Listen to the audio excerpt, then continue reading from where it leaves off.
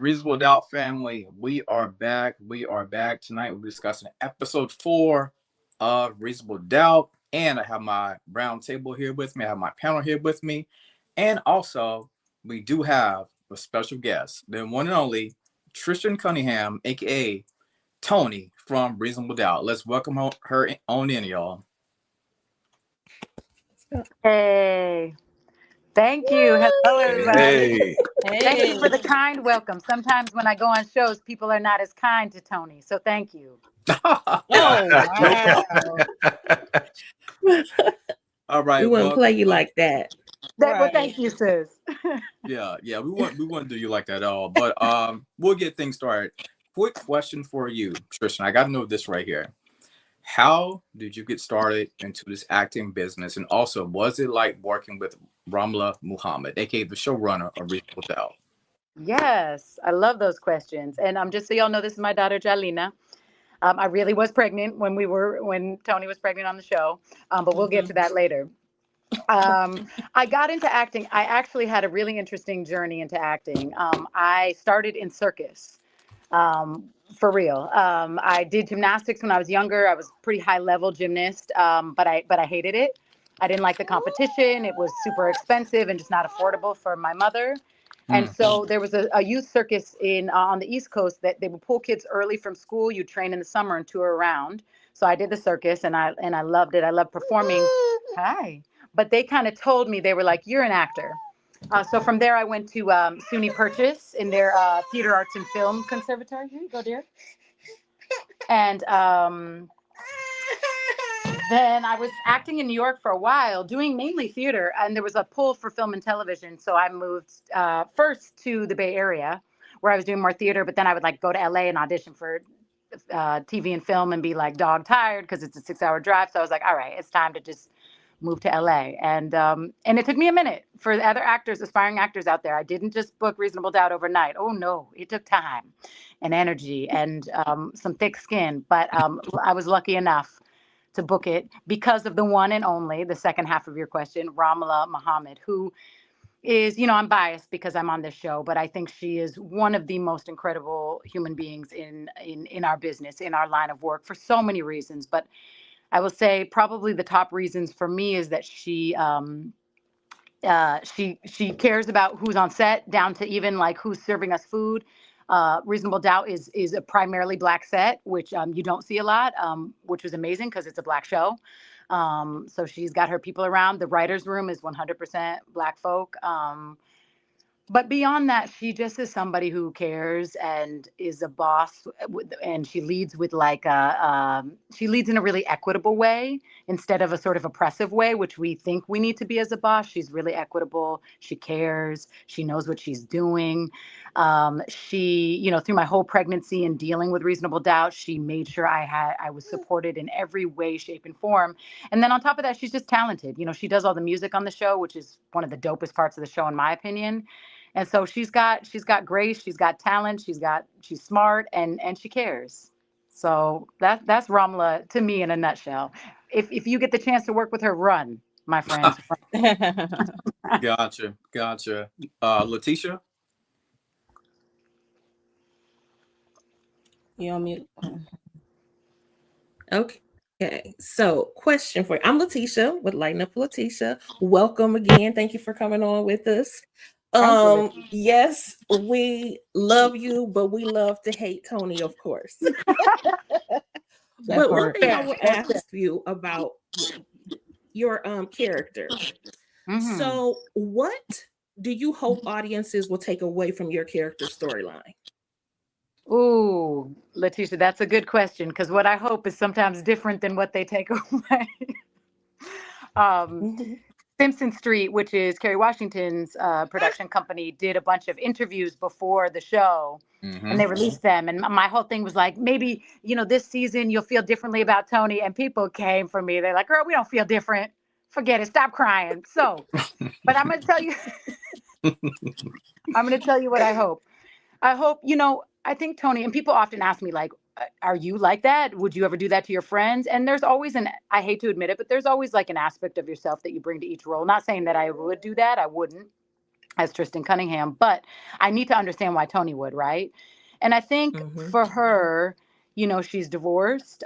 She's not Jax. You know, Jax is this lawyer and famous and tall, and you know, that's really not Tony, um, and that's not Tristan either.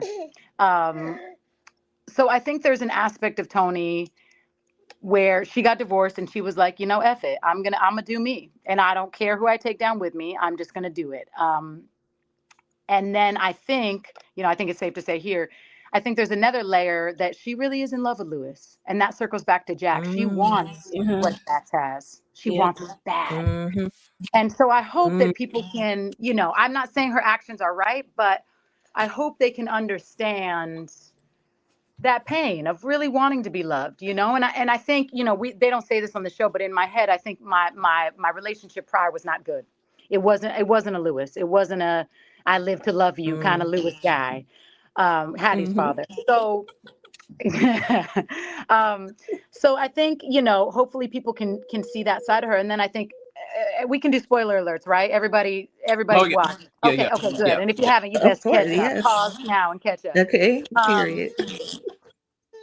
I think, you know, with the child, and I tried to really think about that as I was telling this story. Like, yeah, how she got pregnant was not the right way to do it, but you know, she had a baby and lost it, and that's painful. Mm. There's, Right. you know, and it happens more than we think it does to a lot of women, and it's a story we don't talk about, and we assume those women can just like pack it up and keep it moving, you know, and push through their grief. And you know, because everyone's like, why are you suing? Why are you suing, Tony? Get it together. She's in pain. She's suing because she's in pain. She's angry. And the suing isn't going to help. And I think she gets there, but that's her outlet for pain. So my hope is that people can kind of, they're going to come for me after this interview, but that people can kind of see Tony's pain and some of the reason why she does what she does. I think deep down she's a good person, but she's in pain. Aren't we all a little bit, you know? Exactly. Thank you. Yeah, that's a good question. Thank you. Vacay J. You're welcome. Yes, yes. Tristan Cunningham, how are you? How are you, VKJ, VKJ TV? Thank you for being here with us. We've been waiting for you. And your last name's Cunningham. We may be in relation because I have family that's last name is Cunningham too. So we Oh, really? we Okay. might be Hey, related. Cuzzo. What's You up? know what's up, cuz? All right. So looking at your filmography, right? We love Tony. We love and hate her, right? On Reasonable Doubt. We love and hate her. We understand her though. We do understand her. Okay, thank you for that. You Yes, might be the only one, absolutely. but thank you.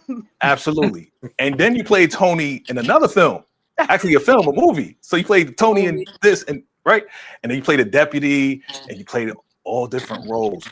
What role, besides the one that we know you for on Reasonable Doubt, Yeah. what role outside of Reasonable Doubt was the funnest role, and are there any bloopers that you can tell us about on the set? Ooh, that's a good one. You did your homework. Well, thank you. I'm flattered. Thank you. Yeah, it's funny. I did that film, A Kill for a Kill. It's a Tubi film, so y'all, anybody can watch it. It's free access. So I enjoy doing Tubi films. And yeah, when I when I got the script, I was like, oh, Tony again, spelled exactly the same. So my friends are like, you only play Tonys.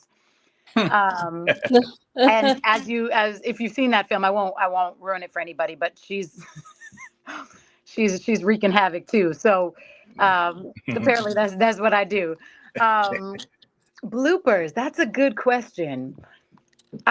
Okay, so when I shot on there's a lot of bloopers on Reasonable Doubt because it's just a lovely set. You know, Ramala holds space really well, and we're always chopping it up and joking on that set, which is nice because it's some heavy stuff, so it's nice to laugh a little bit. So there's like many times, you know, when Jax is like screaming at me, and then they cut, and she's like, "Girl, what's up? How you doing? What you do this weekend?" You know, which is always funny, because she's always, you know, clearing me every scene. But there was one time when we were doing the court scene, and I dropped my line. This is when I was really pregnant too, and y'all, the bloopers from my pregnant shooting is probably crazy because I would just, and they'd be like, Tristan, but it was gone. It was gone. Pregnancy brain. Yeah, that pregnancy brain. Ooh, it was vicious. The script supervisor was always like behind, like looking at me like, okay, come on. But there was one time in the court scene where there's a court scene where it's a really tough situation for Jax because she knows I slept with Lewis and she has to still interview me or cross-examine me, excuse me. So, she goes in as per usual on Tony, and I dropped my line and she was like, do you not know? And she just kept asking me the question. And then we just started going. And I was like, well, I think I can remember, but I don't know if I can. And they weren't, Anthony is the director of that one and he wasn't calling cuts. So we just kept going. And she's like, you're telling me you can't remember? I'm like, I'm telling you, I can't remember. You really can't remember. Cut. And Jax was like, Yahtzee was like, what just happened? I was like, I couldn't remember my line. Sorry, Jax. I'm sorry. And we were joking like they were going to use that scene, but they didn't end up using it. So that was a funny one. Okay. Yeah, some other bloopers, like, I don't know. That set is just funny. Every time McKinley's a clown, he's always clowning folks. So, yeah, I think there's a lot of bloopers that I'm not even remembering right now. It's all good. All good. I appreciate it. Yeah, absolutely. Miss Kira. Hello. Hi, Hello. I'm Kira. My channel is Miss Kira Speaks. Glad to have you here with us. This is a Tristan question and not a Tony question. Oh, okay. What role would you like? What was your dream role? Is there something that you haven't played that you still would like to play? Yeah, that's a great question.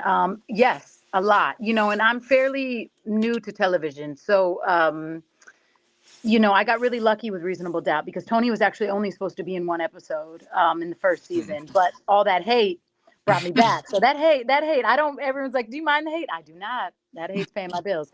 Yeah, there's a lot I want to do on television. Ramla really did me a solid with this journey of Tony, and I really got to sink my teeth in and, it demanded a lot, especially, this season, just going to that place of grief as we spoke of.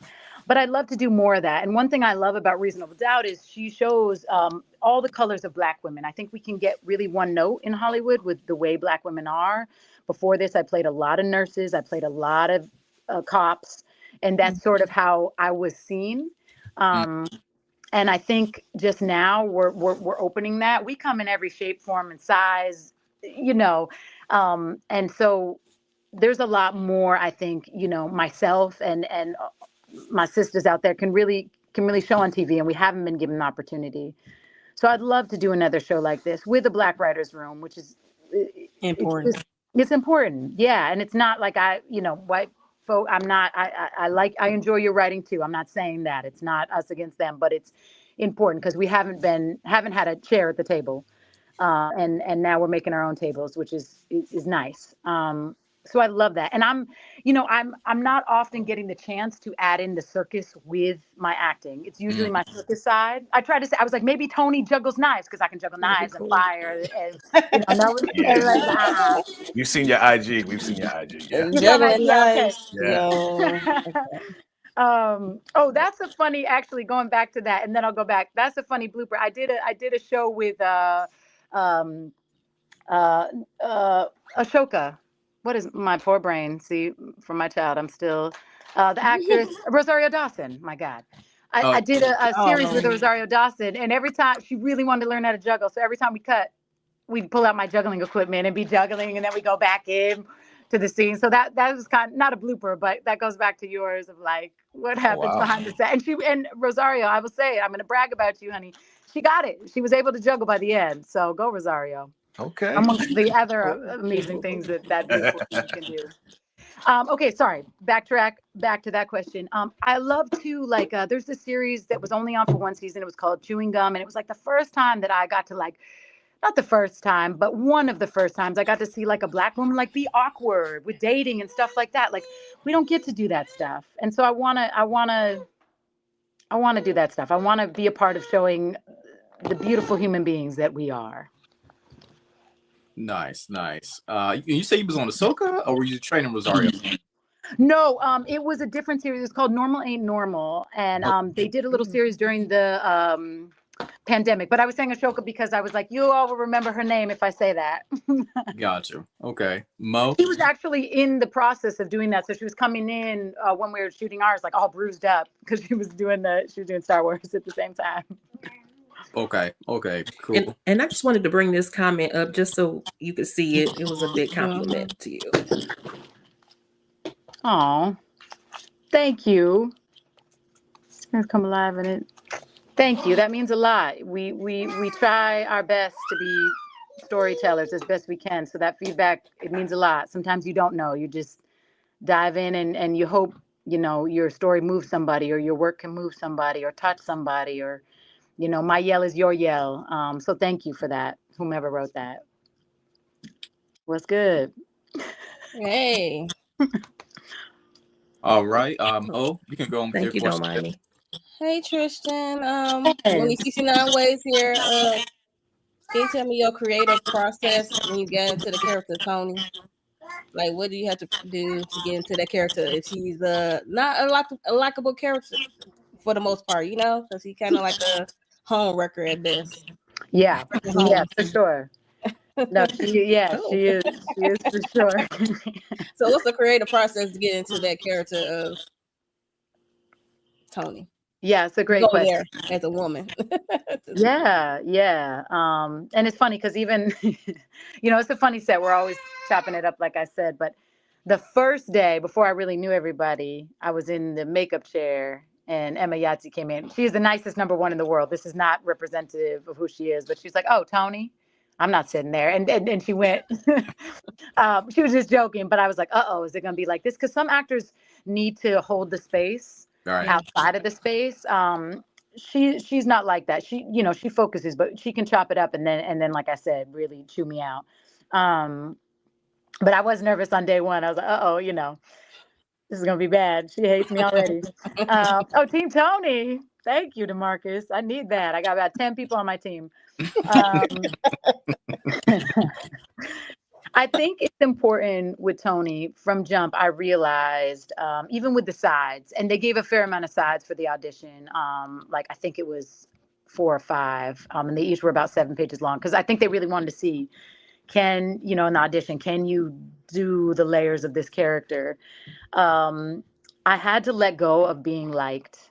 And that's hard. It's hard in general. It's hard for a lot of actors. Like, even reading the sides, I was like, oh, people aren't going to like me. Okay. And they give you very little information, but I could tell from jump. I was like, I'm not going to be liked in this series. And I got to be okay with that. Because that's what serves the story. And I think that's hard, and I haven't been good at it in the past. I've had to play, villains in the past or people that, slept with other people's boyfriends. And I would argue with the director. I was like, well, would she, but she would, because that's the story, right? Like, that's what serves the story. So number one, I had to sort of let go of that. And then I think, like I said, with Tony is doing her. So before, I would always say to myself in the scenes, because you can get in your head and try to justify your actions, and that can be problematic as an actor, because sometimes we're not justified. Sometimes we're just doing stuff. So I would always say, Tony's doing her, and I would say, I'm doing me, and then sort of start the scenes, because sometimes it'd be like, oh, did you want to say hi? You want them to know you're here? They see you, baby. Sometimes I'd be like, oh, Tony, really? Really? But I had to let that go and just say, I'm doing me. Tony is doing her. And I think you have to go in full, even when you're playing somebody that has hurt other people or even murdered somebody. Like, obviously you're not going to murder anybody. I'm not saying that, but you have to feel as that character justified in your murder. You have to think, I know why I'm doing this and there's a good reason why. Right. So my whole thing would be like, I'm doing me. I deserve it. That last relationship was horrible. I deserve it. Single mom, I deserve it. So I would just kind of tell myself those things throughout the process. Okay. Awesome. Boy, Tristan Cunningham, we want to thank you so much, aka Tony, for coming on to join us. Can you please let the Wait a people minute. know? One more question. Go ahead. Okay, even though people love to hate Tony, I need to know. Sure. what is like one of the wildest things that a fan said to you online or in person? I need to know, like, cause Sure. other actors get hate in real life, and because people think they are their character, and they not. yeah. So it's like, No, it it's can be true. wild. It's true. And Ramla, even this is just another props to Ramla. One time on a live, because people were coming for me, she said, "Hey, I just want to say Tristan is a real person, and she's a nice person. So it's great that you're into the show, but just remember." Right. She is a person. And I appreciated Ramla for that one. Even Emma Yahtzee was like, she's a good actor, and that's why you're angry at her. Just remember that. Because people get lost, and half of it I'm flattered. I love that they love the show that much that they get that lost in it. I love that they love Jax because Emma Yahtzee deserves it.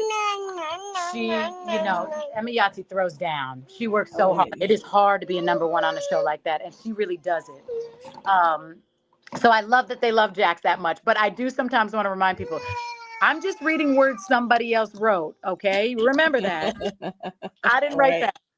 So some of the crazy stuff. So there's a woman who, her name is Lady L, actually. She actually got to be on the show. She's an influencer on Instagram, and everybody should follow her. She does recaps. Yeah. And the Weekend Watch. They actually have a show together too. Yeah. A podcast that they do that I was on, and we went deep about Tony. Y'all should watch that too. Lady L has come up with she calls me the honeycomb harlot. But the first season, you saw that one. Yeah, she called me a khaki harlot. Khaki wench. I mean, she had all the names. All the names. So please watch those, y'all. And they were all hilarious to me. I've got in the first season, and I started sending this to my manager, little screenshots of some of the stuff I got sent, like, I don't think we can cuss out here, but like B word, you went, you home wrecker, leave Jax alone, Tony, where you at? Let's just go for a little walk. Those are the ones where I'm like, wait a minute, this is come outside. But the best was, but part of me was like, just Jax, let her have him. Let Tony have Lewis, because I was an advocate for Jax leaving last season. So goodbye. The baby comes and I'm gone. That Miss Fighworth, okay. Period. Okay, so you're not Team Lewis. Yeah. You were Team Michael Ealy, weren't you? He brought the baby. When the baby came, I was no longer Team Lewis. So she said, big advocate, like, Jax needs to go. Yes. There was an interview that Emma Yahtzee, Simpson Street did it too. They were at Comedy Con or some big event like that, and they said, Emma Yahtzee, what do people ask you the most about the show? And she said, they asked me the most about Tony. That means you're doing your job. Thank you. Doing I an amazing appreciate job. it. And she said, people can't believe that I stayed with Lewis. Okay, so you all, let's turn the table for a second. Can we go around and you tell me if you think she should have stayed with Lewis or you think she should have left Lewis? I'm curious. You talking about Jax? Yeah. I was honestly 50-50. It's like, he did a good job on cleanup on the back end, but initially I was like, girl, I don't know about that. Okay, that's fair. Yeah, I was on the 50 side, but I was like, if it was me, I would have left, because you out here raw dogging. I know we got, we doing our thing in the openness, but we have an understanding. If that's like crossing the boundary. You went outside the rules that was laid out within the relationship. So I would have probably dipped. That's fair. I was 100% be gone. Bye-bye. You enjoy your new family. Clarity about that. There's no question. Enjoy your new family. We'll I was 100% over here. That's it. I was 100%. They need to stay together because Jax did her dirt too. Let's not forget. Let's not forget. On the camera. So they need to stay together. Right, you with the camera. She did not bring a baby home. Exactly. But if the roles were reversed and Jax got pregnant, I would still feel the same way. Lewis, you got to go. The situation, look, it doesn't matter. Relationships have challenges. Marriages have challenges. That's a major challenge. Working it out. Major or minor, they're working it out. What are you talking about? See, I'm old school with it. I say work it out, but I feel like most of the women wanted Jax with Morris Chestnut character because they both have Corey black Cash. excellence. They wanted Morris. Not me. They wanted Morris to be that guy. Yeah, they did. Corey Corey Cash. Corey, and Yeah. I mean, they do look good together. They look Louis, good. I will I was say gonna say that. that might be more about the way Morris Chestnut looks, Right. Right. Okay. Yep. Right. That's all right. Yeah, but no. Right. because he's easy on the eye, you know. So Very, very easy on the eyes. He's down with the ball gang. He's down with the ball gang. Here we are. Milk Dud. that's right. That's it. But okay, thank you for that. I had to just ask. So circling back to your question, I think the funniest one I had with Jax was one time I was pumping my gas and this woman was like, "I feel like I know you," and I knew, I knew it, and I was like, "Oh, I don't know," you know. Yeah. I was pumping the gas like go go go, and then she went to the gas station. And she kept looking back like I feel like and I was like, "Oh, I don't know. All right, have a good day." And then she busted open the doors of the gas station. She was like, "Tony, you leave Jax alone." Okay, have a good day. I'll see you later. Got my Did you car. run? Did you run? Right. I hope you ran because she sounded like she was crazy. Hilarious. I was a lightweight nervous. I was lightweight nervous because she mentioned you leave Jax alone. You leave her. Listen, just break out the fire on her. Just break out the fire and just juggle around her. She'll run away. Right. I need to have my equipment in the car. Yeah. Ooh, I got right in that car. I said, "Okay, thank you. Have a good day." That's fine. So that would be the topper, I think. Almost getting chased down at a gas station. That's wild. Very. It's never that serious, you guys. I mean, she did a good job for her character. She sold Tony being this home wrecker, but yeah, she sold it. But that's but it's pretend. And I'm glad they kept you on too. I'm glad they kept you on. Yeah. Because Jax needed that opposite and that friction needed to continue on. So I'm glad they kept you on. I'm glad now we're in. Definitely need to be tested. Yeah. Right. Yeah. Will we see you again though? Because I haven't seen you In the since that very emotional and intense moment that you had, the couple of moments that you had with Lewis, you know, from the imagination of you know, thank you for that scene, by the way. I think I gave you a round of applause. It was very, very, very good. Thank you. The scene where you did wonderful. Great scene. Thank you. Chef's kiss. Pete Chapman, who was the director, I really got to give props to him. He's incredible at what he does and really guided me through that because it was, thank you. That means a lot. And Tony will be, I'm going to say this because on my NDA, Tony will be popping up. She's around. She's around. She's never gone. Okay, that baby slammed that door about that jersey. So she got to come back. Yeah, exactly. Right. And also, that's just with Lewis. Sorry, go ahead. No, go ahead. Oh, we're just saying Lewis not telling his daughter the truth. I was like, Lewis. Okay, go ahead. Right. See, and that's what I was gonna say was that don't think that we only gave it to Tony. Because I was highly disappointed in Lewis. Like this is his fault. Okay, this is his fault. Well, and so he did not go without punishment because I am so disappointed in him. Okay, well, thank you. McKinley's always saying, "Oh, I'm the most hated character on this show." I said, "I'm not so sure, McKinley. Exactly. I'm not so sure. I think I might have you beat, but." He does catch it too. He does, and he always brought up the point that somebody said here. I can't remember who. That people come for him, but they're not as mad at Jax. But she was doing things too. Thank you. I said that. I brought it up. Yeah. It was me.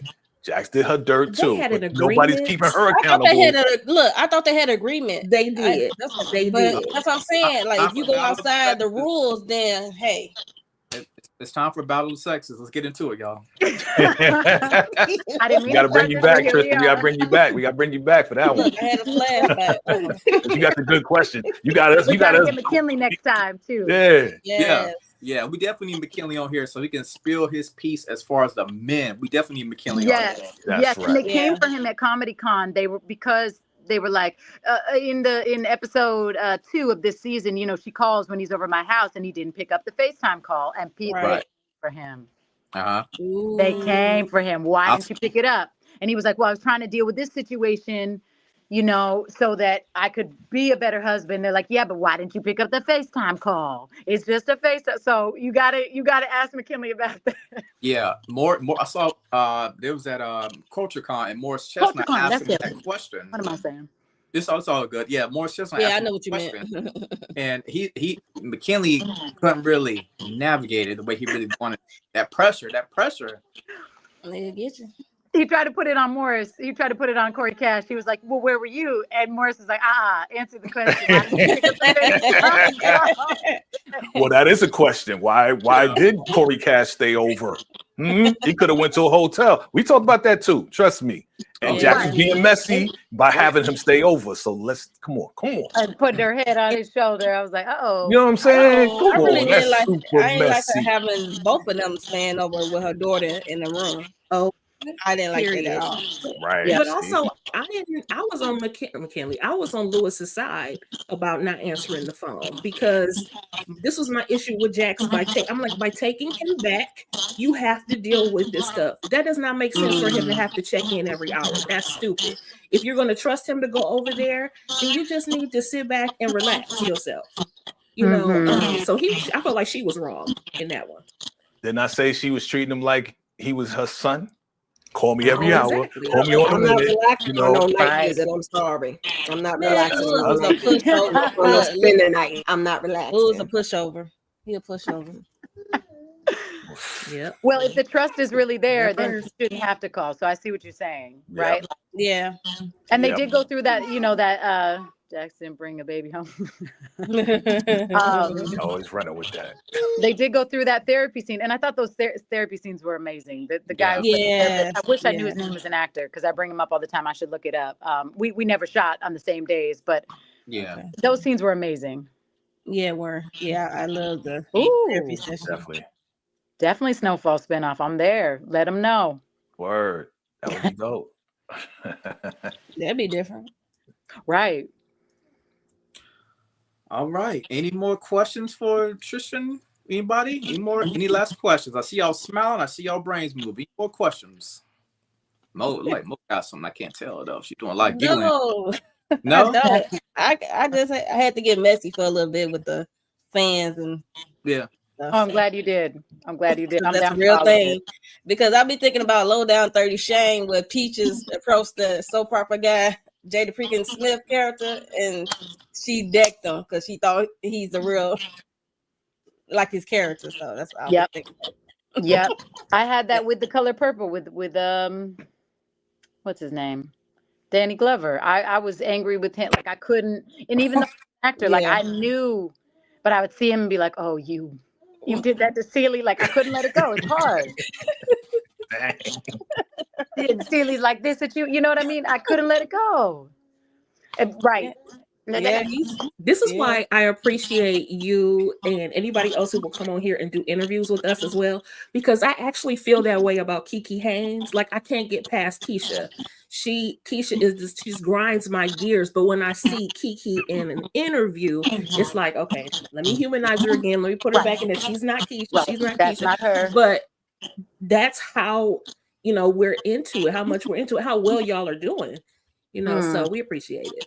Thank yeah, you. appreciate it. Do y'all have that with Joseph? Like seeing him? I don't know if you watch Power, but seeing Oh Tommy. yeah. Oh yeah. We still Yes. Yeah, we all the mentioned Yeah, we it. talk We about mentioned him it all one the time. time. We call Okay. him- Is it hard to watch him on Reasonable Doubt because it's so different? It's different. It's he's speaking differently. You know, it's not Tommy, so it's a kind of a hard Except for when he transition, in but the not car really. He's doing stalking his pretty. wife. He's doing Except for- pretty well. He's doing pretty well in my eyes. You know, he's an actor, so he's playing Right. a totally different guy. So Yeah. to play this, you know, lawyer guy that's really kind of stiff. That's Yeah, that's different. new. Yeah, it's different. I think it's so but incredible about to his watch career. his versatility. he's a good actor. Yeah. Yeah. And he's a really amazing person too, just like super kind. So that's always nice, you know, when someone's talented and kind. You're like, thank you. Yeah. And you are too. You Yeah. are too. Oh, thank you. Absolutely. That's Like sweet. you're a real person. I like actors who are just real people. Like they're not Yeah. putting on airs. Like Mhm. you just super official and authentic. That's what I like. And plus, you know, you my cousin, so you gotta be We're with me. family, so You know, that's how it goes. it's Y'all official. crazy. Well, thank you. It's nice to be on here. You all are really, you ask good questions and you did your homework and you are praising me. So it was really nice to be here. So thank you. Yeah. No, thank you. Thank you for coming through. Yeah, Yeah. absolutely. Now, Tristan, can you tell the people Yeah, where thank they you. can find you at as far as your social media handles, and what is your next project that you have down the pipeline? Yeah. So I'm on Instagram. That's about it. Okay. Um, and it's the whole government. It's Tristan Avelina Cunningham, and I'm pretty much on there. I try to anybody that writes about the show, I try to respond. Sometimes it gets a little bit too much, but I try to be a person that's like, thank you for watching. Our show really, our social media on Reasonable Doubt is amazing, and it's really interactive. And so Yeah. just, y'all know, like your comments, they repost them, they listen to it. It's a show for you and about you, and they really take that in. So you're approachable. A lot of the actors are on there too. Shannon Kane, who plays Chanel, you know, she'll respond. A lot of them are on there. So reach out, talk to us. Okay. So Instagram, and then what do I have coming out soon that I can talk about? There's a film that I did recently that's going to release. Oh, and the baby. Yes, Jalina, they're thanking you, honey. You want to say goodbye? You're busy. You're busy throwing my papers everywhere. You busy? Okay. I'll tell him you say goodbye. There's a film coming out that I did recently called The Persian Rug, and it's really cool film. It's about a woman from Iran who is playing in a film about the history of oppression in Iran, but it's actively happening to her in our day and age in a different way, but showing the parallel of those two things happening like at the same time. And my character is I play the director's assistant, and I won't say too much, but you know, it's not a good situation, and I get to, different than Tony, I get to sort of be her ally. So it'll be cool for y'all to see too that I'm not just a bad person. I don't just play people who are all over the place. This character is pretty grounded and is really there for another woman when she needs it. So it's called The Persian Rug, and it should be coming out soon. Awesome. Okay, cool. Awesome. Look out Jalina, for can you it. say goodbye? Can you get up here and say bye to the people? Bye. Bye. So sweet. Right. Thank you. Thank Thank you all Tristan. for having me.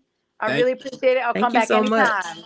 Okay. Thank you. Okay. Okay, thank And I'll be All right. watching when Bye, McKinley's on baby. because I want to hear his answers. We gotta Okay. get Kelly on. He got a lot to answer. We gotta get him on. Yes, you Yes. do. Mm-hmm. Yeah. Yes, you do. All right. Thank you, Tristan. Take care. All right, y'all take care. All right. Have a good one. So So Y'all, cute. sweet. So we do sweet. it. That's amazing, right? Yeah. Amazing. Wow. Yeah. Down to earth for sure. Yeah. I Real. enjoyed Very it. much so. Very much so. She's awesome. She's awesome. Yeah, That was great. Yeah, that was Tristan Cunningham, y'all. The one and only Tony. She said, AKA Honey. aka the honeycomb bandit. Oh, now you want to say it. You wait till she leave. No, now you want to say it. No, Chanel gave her that name. Chanel brought it up. That I'm like, oh yeah, that is like her nickname, I guess, behind her back. Uh-huh. Right, yeah. Man, great interview, y'all. Let's get Now, right. Jay, don't try it. Don't try it, Jay. Don't try it. Don't try it, Mo. All right, let's get right into it, y'all. Let's get that first slide on and popping as we discuss Reasonable Doubt, episode 4. Can we talk no Tevin Campbell? All right, let's get into it. Now, we know Jax and Daniel, they're coming to get some more intel about this drug situation, right? And, you know, as they arrive to the house, the sister's like, oh, yeah, I'll get my brother. Oh, no need to get your brother. We come straight to talk to you. We know that your brother's about to go to trial soon. We need to know all the intel about the drugs. And she was like, well, I didn't supply any drugs night that Wendy died, but I did give him some before that right there. And there's a funny situation with Daniel. He wants her to completely, come tell the truth. He says, thank you, ma'am. And I appreciate all you done, ma'am, and all those things right there. But we need her to tell the truth. Do y'all feel, Jay, that she's telling the truth? And she also mentioned a man by the name of Byron, who was a potential supplier, basically. Do y'all feel that she's telling the truth? I'm starting off with Jay. I'm glad you called me first, sir. And thank you for setting this up. I'm going to make an early prediction. And this is off the cuff. This is probably something, maybe you thought about it, maybe you didn't, maybe you guys did. I want to say that Kristen is playing very innocent. And to me, that means that she's probably the one that took out Wendy. Because she is totally throwing everybody, oh, Byron, she didn't mention Alex, but because we know Alex is the one that's really supplying, right? We got that phone call, right, from Ozzy and Alex, right? He's the one that knows, he's the one that's supplying, but now Byron is in the picture. Now she's throwing it all. She's playing real innocent. And Daniel's funny. He's like, yeah, hello, citizen. Real funny. Right. Hello, I'm here. Yeah. Funny and awkward. Jax is like, yeah, you're with her, right? Yeah, I'm with her, but I'm with Ozzy, watching Ozzy. We're kind of together. You know, it was real funny. Yeah. But yeah, I'm like I said, I'm making a prediction now. I actually think it's Kristen that took out Wendy. And the reason why I backed it up, she's tired of being in the shadows, tired of being a babysitter. She wants to live her own life. That's why she's coming on to Daniel. And she wants to get away from all this craziness because she can't live her own life. So that's just my prediction. We'll see what happens. But she still continue to be a babysitter. I don't know. Oh, go ahead, Mo. Go ahead. Yeah, but I don't trust nobody on Ozzy's side, Ozzy team. I don't trust nobody over there, including that doctor. I don't care. I don't trust nobody over there in that area. Even Ozzy himself, even though he's somewhat a victim. Well, not somewhat, is a victim. If he been through that as a child. But she definitely hiding something, and Daniel was funny.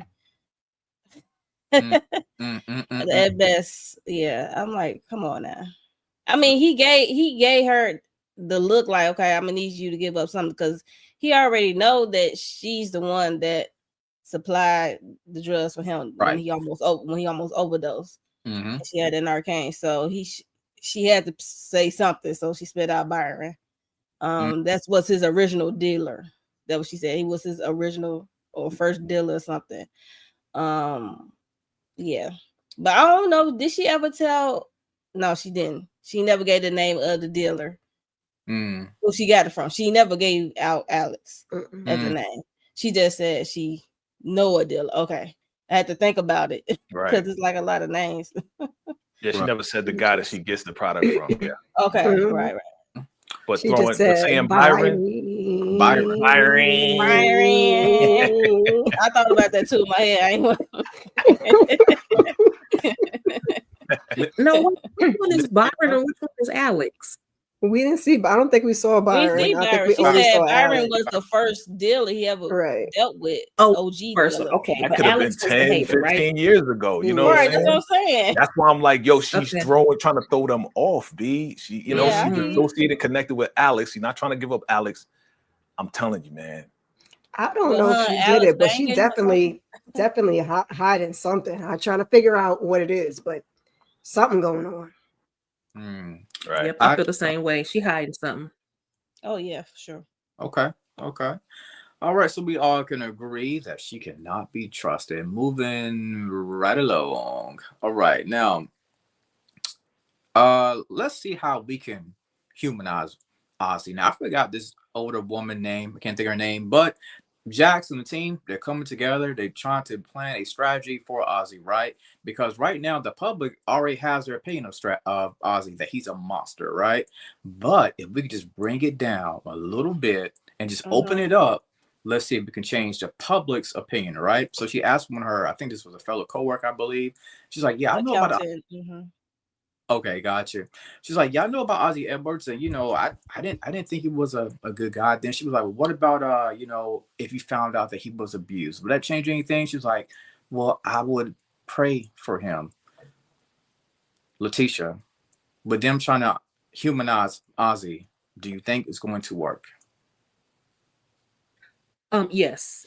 This is exactly why they chose her, to see how she would react. They had already tried it on a couple of other people in the office, but Mm-hmm. they tried it on someone that does not look like Ozzy, that might otherwise be against Ozzy, because initially she was a little harsh. Not harsh, but she was a little bit like, Right. like, like she wasn't about to be on his side. But when she heard more, they were Mm-hmm. playing to that sympathy card. And so, yeah, and that's what they do on juries. So, I mean, they try to get the ones that will sympathize with your case so that they can get the best outcome.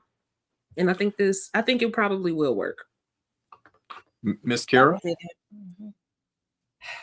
I'm all for them humanizing him. I just don't want them to turn around and do the same thing they did that last season where he ends up being the one that did it. But why are we not checking his phone? Like, if he was at home, wouldn't the phone just be at home the whole time? That just seems like the easiest thing. But go on and humanize him, I guess.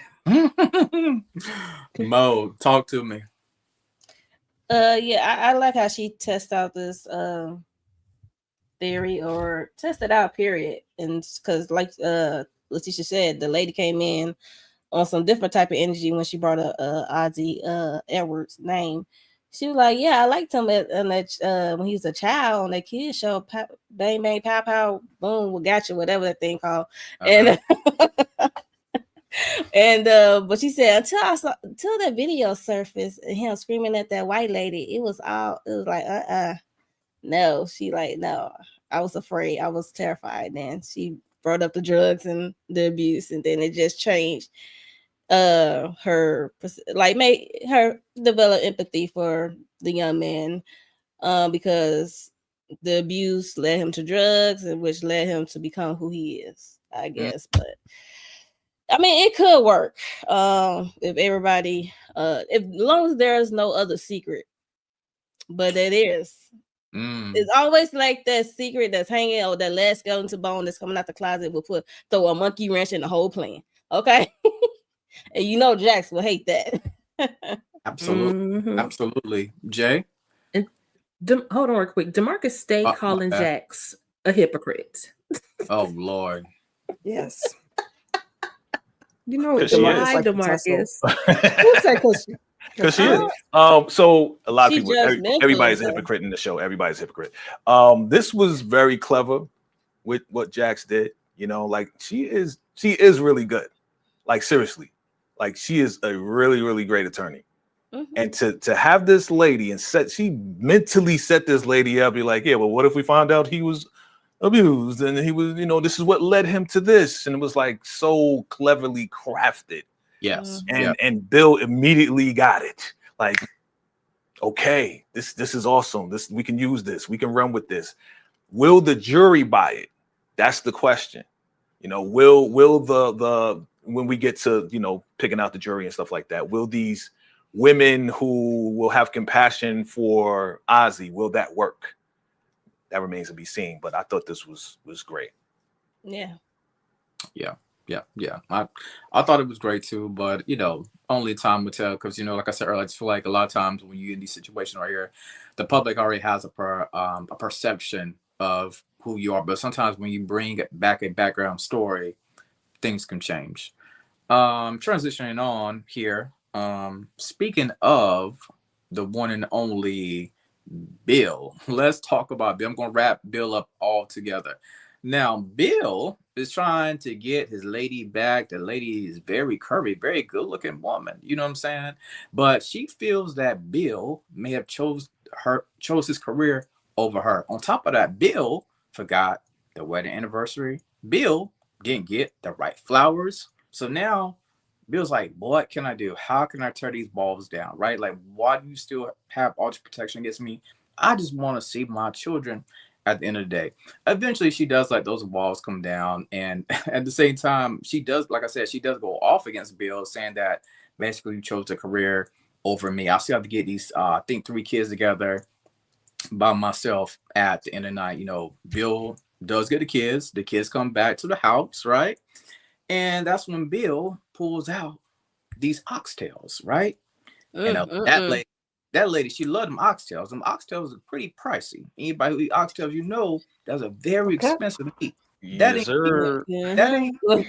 that ain't a cheap meal, right? So thoughts, Miss Kira, about Bill trying to get that old thing back. All right, so I was wrong. He is completely just him and Jax are just parallel in their careers first. Womp womp womp. But he got 0 for 2. Petunias, peonies, something Yeah. with a Yeah. P. Please, 0 for 2. But the oxtails was I was right there with the oxtails. It was right there with the oxtails. So Hey. I hope they can work it out, but not if they got to go through all the crap that Lewis and Jax just went through to get to where they got to get to. Because this lady is also a lawyer, so what are they doing that's so different? Well, I guess because he wants to be, big time show lawyer and all of that stuff. But I mean, because she could have work at a smaller firm. Sometimes it's not as taxing. I don't know. I guess. Go ahead, Mo. What were you saying though? You said smaller firm. Mm-hmm. Yeah, she could be. You have the small and the big. The bigger is like a lot of stuff going on. Small is not as taxing on you as an attorney. But when he brought the flowers, he said happy anniversary. I was like, dude, and she said that was yesterday. I said, good night. Like, what are we doing? Like, get him out of here. Like, what are we doing? Like, dude. And then he trying to butter her up because he wanted to bring the kids home early because Monday was the jury selection. I was like, well, you have to figure it out, buddy. I was with her. I'm like, because she do it every day, B. Every day. She said I'm getting all 3 of them dressed every And that's the problem. You putting your career first before your family. That's why you out in the doghouse, okay? Prior to getting them billable hours in. So focus on the billable hours. You need to focus on the household. But when he brought them ourselves at the end, I could appreciate it, and it made her put a smile on her face, and also make her evening easier. Because once the kids come home, you got to unwind them, and then you got to cook. So that's like a thing off her list. She don't have to cook dinner. So I can appreciate the oxtail. So right. Now, Jay. Now, Jay, as me and you being the other men on the panel, I did see a look in Bill's lady's eyes when she turned and looked at the door. Thank you for the oxtails. It looked like she wanted to say, "You can come by later." What are your thoughts about the situation right here? You kind of read in my mind, bro. You kind of read in my mind because honestly, oxtails. Come on, fam, ladies, y'all know. You know, and you at least be mad at him, be mad because he was doing too many billable hours. That's fine, but at least get a man some. You know what I'm saying? Like give him something. Like, get to the kids, go to sleep. All right, come on by, Bill, and we can just have a little chat, a little snuggle, wuggle, whatever the case is. You know what I'm saying? Y'all too rough on the man. All right, the man just overworked, and he didn't spend time with his family. Come on, she mad. I get it. I understand. He showed up Doggone it. That's very important. He made his choice. He made his choice. Am I talking or am I not? Okay. He made his choice. Okay. And guess what? She made her choice. So now I'm bringing you oxtails. I'm trying. I made a mistake on the date of our anniversary. I did have an ulterior motive. See, he should have waited. He should have waited another day to be like, okay, here's the flowers. Here's the oxtails. We got to talk. I'll talk to you about something later. Okay. I'll talk to you about something later. And then she should have been like, yo, just come by later and we'll chat about it later. And we'll chat about it later. She'll give him a little something. But y'all so like hard up, like y'all always want to freaking crucify the guy. Like, come on, give the man a chance. Give him the man a chance. Give him a chance. One day she will, Jay. Give it time because you did something short one time, like you're supposed to do. He ain't do something one time. He took care of the kids. He did their projects. He did their homework. He gave her extra food the other day, and then comes back with the flowers and oxtails. Come on, man. I got one time, Jay. He showed. It ain't one time. That's a couple times. I got to tag Letitia in right quick. Letitia, I could tell you your hands was folded. I know you ready. Ready. Talk to me, Letitia. Thank you very much. First of all, shout out to our girl Brittany. She plays Ashley on the Miss Pat show. Okay. She plays the oldest daughter. So but also listen. While I can appreciate Bill's gesture, He needs to go bigger. Jay, the reason why we're quote unquote hard on him, because I'm certain she didn't kick him out after the first time. She's probably told him 10,000 times about this situation. You keep putting your job before I got a job too. And she felt like, I don't know what she felt like, but it seems as though she felt like she was already a single parent. So what you need to be there for then, if you're not going to take care of the business, if you're not going to be here with your family, if you're not going to listen to what I'm saying. And that seems like what his problem is. The one thing he did get right was the oxtails, but if you coming for your anniversary, come on the right day. You already in the doghouse, so you need to do everything else right. Have the right flowers, or don't bring no flowers at all. Just bring the oxtail. That would have sufficed. You know what I'm saying? But do it on the right day and don't have an ulterior motive. At least play it off if you were gonna have an ulterior motive. Wine her and dine her first, then do your other stuff. You know what I'm saying? You know this woman, and this woman knows you. So I don't feel like she was too hard on him. She is just making a statement that you can't keep living like that. She didn't divorce the man yet. So there's a chance. So, you know, he just needs to do better. He needs a bigger gesture, and he needs something that shows her that he listens and that he cares about her and the family, not just because he's doing it to check it off the list or to get something else done in the background. Right. Women like to feel wanted and loved and cared about and thought about. Yeah, me too. Chat. Make sure y'all put something in Letitia collection plate. She just gave us a sermon. Put something in that collection plate for our dear sister, Letitia. Thank you very much. Any more closing thoughts from anybody on this scene right here? I agree with Letitia. First of all, I wasn't defending Bill. I was just saying she should have just gave him a little something. That's it.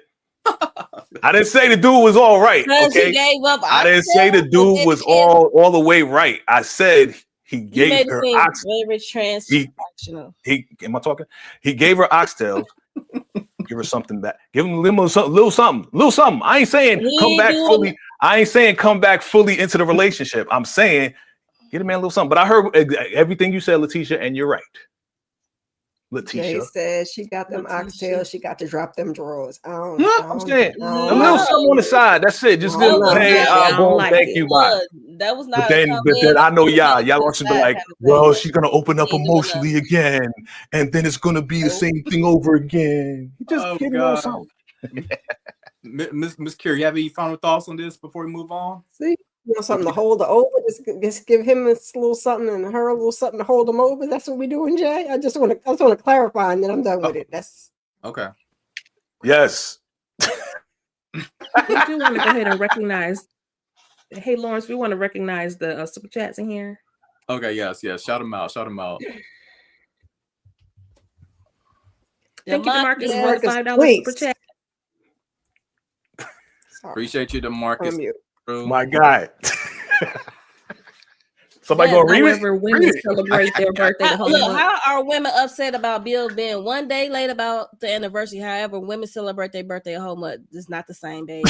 It's not the same. It's not the same, baby. No, it's not.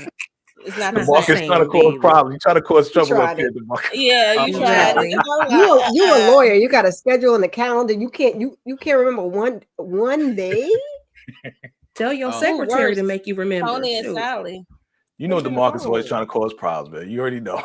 we can move on for this one. This one was this might be turned to the battle of sexes.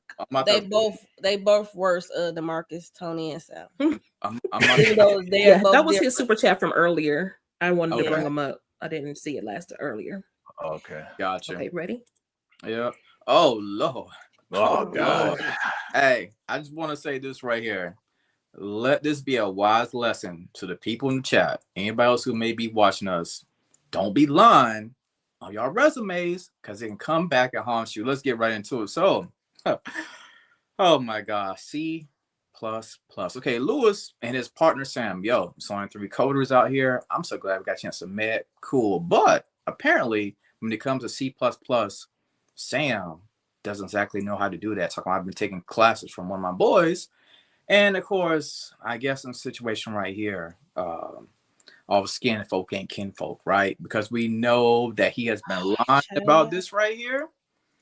and he tries to throw Lewis underneath the bus. Lewis starts even working overtime trying to catch up from where he messed up, right? And on top of that, Sam got some type of situation in his contract with the clause, and the boss man comes in and they're talking. So Sam's like, so if Lewis is trying to get, if Lewis is trying to get rid of me, that means I got to do the extra training, right? The boss man is like, what extra training? And that's when Sam basically throws Lewis underneath the bus, kind of. And the boss man said, Lewis, you got to come correct, man. You got to be sharper whenever we get the candidates in here, right?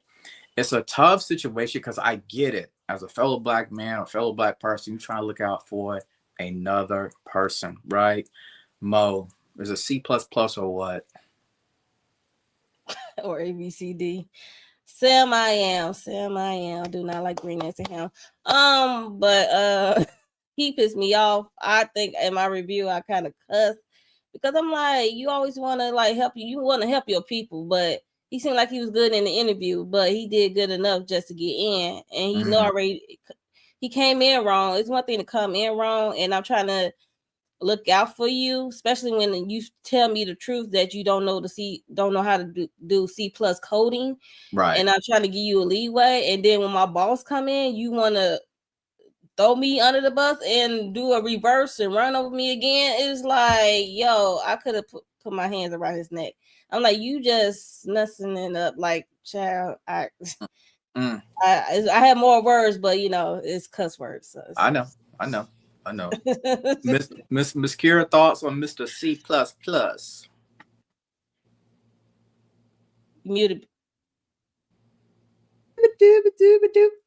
You good? You good? I'm gonna cuss him out, and then I'm gonna be a little bit of a devil's advocate because how I'm trying to help you be your own people. How I'm trying to help you, and then you throw me under the bus. You lied to get the job, and then you try, and I'm doing your work. Oh, that part. But sir said I'm not about to get fired, so Lewis. So I don't got to do that extra free training and work you said to do off the clock. I said, it ain't right, but I don't know. If it comes down to getting fired, I might have. He just messing up his reputation for future endeavors, like future things. It's like, I'm not gonna give you no recommendation if you decide to leave. Like, are you crazy? Like, no. Like, you already messed it up with a non-compete clause, so who knows where you're going next anyway. That's putting a stain on your professional. All right, Letitia, you know how I be out here in this workforce. Talk to me. Scheming Sam the ripoff man. I just cannot with him. First of all, okay, this is really Lewis's fault. He doesn't have his boss was right. He doesn't have the leadership skills for this job, period. You need to take some training to learn how to manage people, because even in you try to be you trying to help a brother out and you about to lose your job, you sound and look stupid. One, I wish I would be doing somebody else's work. Nah, you about to come in here and do the work. Now you can do it on the clock. I don't understand why he was telling him to do it off the clock, because to me that makes Lewis seem like he's being shady. No, you can do it on the clock, but I'm about to note this. Maybe it may not be in your file, but let me just tell you something. It's going to be documented. You would never catch me slipping, because we're going to have a full out conversation about this situation. Okay, you lied. Okay, I'm going to try to help you out. I'm going to give you until such and such time to get this together, because I wish I would be doing your job. I'm not going to do your job for you, and I'm not going to lose my job because of you either. So get this done. You know, I'm going to give you another chance. I'm going to give you a little training session, all that sort of thing, whatever. And if you can't cut it by now, we're going to have to let you go. But to be honest with you, they probably should still let him go, because that non-compete clause he's straight up lying about. Right. You cannot trust him. You cannot trust. Yeah, that's what I'm saying. Once he said he can't do the C+, he don't know how to do the C+ coding. And Lewis, if I was Lewis, I'd be looking like, okay, you lied about that. What else you lied about? I would have did a deeper search on that man. Those tech jobs, you have to like show proof that you can do like some of those applications. I don't think you could just be doing coding and just be like, I can. He said he sweet talk his way in. As another Black man. Yeah, he said another Black coder. Like, I'm using these trigger words, you little. Yeah. What was you saying, Lawrence? Yes. No, I know he was saying something like, "Oh, I've studied C sharp," but he thought C sharp and C++ was similar, but No, evidently he didn't. No, he didn't, Lawrence. No, he didn't. they No. are two Mm-mm. different No. things. Jay, Because when he came in, he said my cousin or my friend is teaching me how to do it now. So you already know they two different things. So no, don't give him that, Lawrence. Yeah, but when he was interviewed, didn't we interview him? He said he could do it. I don't know. Sorry. Go No, ahead. he just lying. Lewis Scheming. was so focused on the company he came from, which is a big, I guess, tech or gaming company. I thought they He's talked so about impressed by that. the coding programming or something. Maybe I'm tripping. okay, Jay. Go ahead, Jay. Go ahead, Mo. Lewis is a victim of wanting. That's right. Lean back, just like I did with your statement. Lewis is a victim of wanting to have a friend on the job, missing his family back east. And Lewis forgot the rule of CYA in business. You see, again, most of everybody, when you connect with somebody, you get emotionally attached because you're missing something else. Oh. He was missing the connection to his family. So he thought this guy was coming in genuine, right? So Lewis was on some like, yo, you a brother, I'm a brother.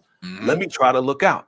Look, I've been doing this for a while. Yeah, you came from another company. Yeah, you're a young guy. You know what I'm saying? You like my little brother. Let me try to look out. Big heart, always get hurt. Right? So yes, it is his fault because he opened the door to this guy only to find out that he just another scammer from New Jersey. Shout out to Treese. Not again, Treese from Shade in the City. Shout out to them. I thought they was coming through, but it's all good. Her man is from Jersey. So when she said that when I was on the live with him, I was like, don't do Jersey like that. She's like, nah. Most of the guys from Jersey and be scared and stuff like that. But I was like, all right. But still, I didn't appreciate this guy rolling homie Lewis under the bus. Lewis is his fault because he was trying to have a big heart and help out. But it got too extreme on some like, let me do the work for you, bruh. So what he did after dude tried to play him, he should have did that from jump, kept the business, kept the emotions out of it, and just kept it moving. Because, yeah, he could have lost his job. All that work that he did, building up the company, working with the company, getting this big deal. Like, Lewis could have lost it all, and then we would have had another big issue with Jackson, and Eddie would have had another thing to get on him with, right? So, yeah. Lewis is a victim of his own self. He did it to himself. And now he got to pay. That makes him a chump, not a victim. Oh, look, a pushover. So that makes everybody a chump then. That makes everybody a chump then because everybody has been taken for granted, right? All I'm saying everybody is has played themselves for opening themselves up to help somebody, not knowing on the other end somebody gonna play you. So everybody a chump. Yeah, that doesn't make you a victim. You found out he didn't know how to do it. Yeah, you got chumped. You got chumped. Yep. Yeah. You got played. It's a chump move because like you said, you did not play the CYA game. And that is, you did not get this far in business for you to let it crumble over some fool you let come into the building just because he looked like you. That's crazy to me. Emotions over business, and you don't do that because you don't know that fool. Just right. All kinfolk ain't all skin folk ain't kinfolk. I said that. We saying the same thing, Letitia. We saying the same thing. Yeah. All right, moving right along, but we can't remember this earlier. Jax even mentioned, she's like, yo, don't lose yourself trying to look out for other people. And now it seems like it's just coming down for Lewis even more. Now, before this right here, Lewis and Jax, it was getting it on, right? Y'all know how they doing on this season. They getting it on every time. But then Naima was getting ready to rock their world. Naima discovered the baby Jalen Hurts jersey. You know what I'm saying? You know what I'm saying? She came. I'm sorry to interrupt. Where are the Jax pictures? What? I didn't. I won't try to. I knew he was looking for the areolas nakedness. Okay, go ahead. I'm sorry. I'm fellas. I'm sorry. I didn't do the slides. You know, if I did the slides, I would look out for you. I'm apologizing, fellas, because we've seen the cuffage of Jax. We've seen it all. Okay, go ahead. I'm sorry. I wasn't trying to get banned, y'all. Anyway, as I was saying, no, I'm joking. But nah, Naima, she came through the door, slamming, right? So The parents like, who do you think you are? She pulls out the Jalen Hurts jersey. All hell breaks loose because now Spencer's back home. And now we have to tell her about the situation with that baby and her friend. She's like, well, Dad could have told me, while we was together, but he lied to me. I hate being lied to. And Spencer's like, oh, wow, he's eating a salad. Oh, it's nice to come back home now. Jay, what's going to happen to this family? Oh, my God. Another big loss for Lewis. This was Lewis's L episode, be like super L's, like just call him Super L. L is for Lewis, but it's also for Super L, man. So rest in peace in this one because he was getting murdered. Excuse the French. But my heart dropped when she walked in, closed the door, came out with the jersey. Woo. I was like, oh, like I just shrunk down for Lewis. Because at that moment, it's like you can't lie or you can't omit any more information. You have to have this discussion. It was a forced situation. Where did you leave this jersey that Naima found it and she was able to pull it out like a drawer four? You know what I'm saying? Bam! Right. You ain't put me on no punishment. What's up with this jersey here? And you having babies with my best friend's mom? Dang, bruh. Okay. Exhibit A. And I've said this in my reviews. I said this in other lives. I said that it's gonna be a matter of time before one of those children discover that Jalen Hurts jersey. I hate it had to be Naima. Well, we kind of knew it because she was like Haiti and her are best friends, right? Right. Yeah. So, yeah, this was gonna bound to happen. So my boy Spencer was like, "Great to be home." Right. That was funny. Right. He just wanted some home cooking. Yeah, Okay. He's like, this is that same old BS I left, and now it's right. Exactly. That's how I feel sorry for Naima though. I did feel sorry for Naima because she was like, "Why y'all gotta mess everything up? Like, why we not good enough?" Like, she really, really felt hurt, and I felt sorry for her. I felt sorry for her and her feelings, her emotions, and this whole thing because you have a conversation with your dad. Your dad is your hero. You trust him with all your heart. Yeah. And you let me go on to think that this was a lie. Yep. And it wasn't. And you could have just told me, Dad, like, dang. Yeah. No, he couldn't told her because Jax, he had to consult with Jax first. Well, you know who wears the pants in the family, right? Right, that's what I say. You got to consult with Jax. And speaking of wearing the pants, Letitia, can you talk to me about this here? Before you start, I just want to say this right here. Why was Lewis struggling so hard? He kept looking over here at Jax as if he was saying, yo, Jax, help me out. I'm like, Lewis, man up. Own your mistake. Letitia, you got the floor. See what I'm saying? Chump behavior. He continued this episode. I told this episode turned Lewis every which way, but loose. Okay, they was tearing him up. I'm like, this is just a sad case. And his whooping ain't even finished. We got to get to the end. Get whooped again. The grand finale. And so, jeez. But I said last week they should have been told these kids this situation. Yeah, you said that. And honestly, Lewis, this consultant, I get it that he wanted to consult with his wife and everything, but when that girl was sitting down with him, he should have just been like, okay, listen, let's talk tonight. We're going to bring the whole family together and I need to sit down and tell you and Spencer some things, whatever, blah, blah, blah. Because she was rooting for him. I mean, she was sticking up and she lost a friend behind it, sticking up for her daddy. And now you got her out here. I felt bad for her too. Like, why you always messing stuff up? It's like these kids don't ask for your drama. They just want to be kids. That's all. Here y'all are messing them up. Hear stuff in the street about their parents. Yeah. Right. Out here being embarrassing as hell. I mean, just I felt for the kids. I know Spencer was like, I'm glad I'm gone. Exactly. Miss Kira, did you share your thoughts, Miss Kira? Oh boy.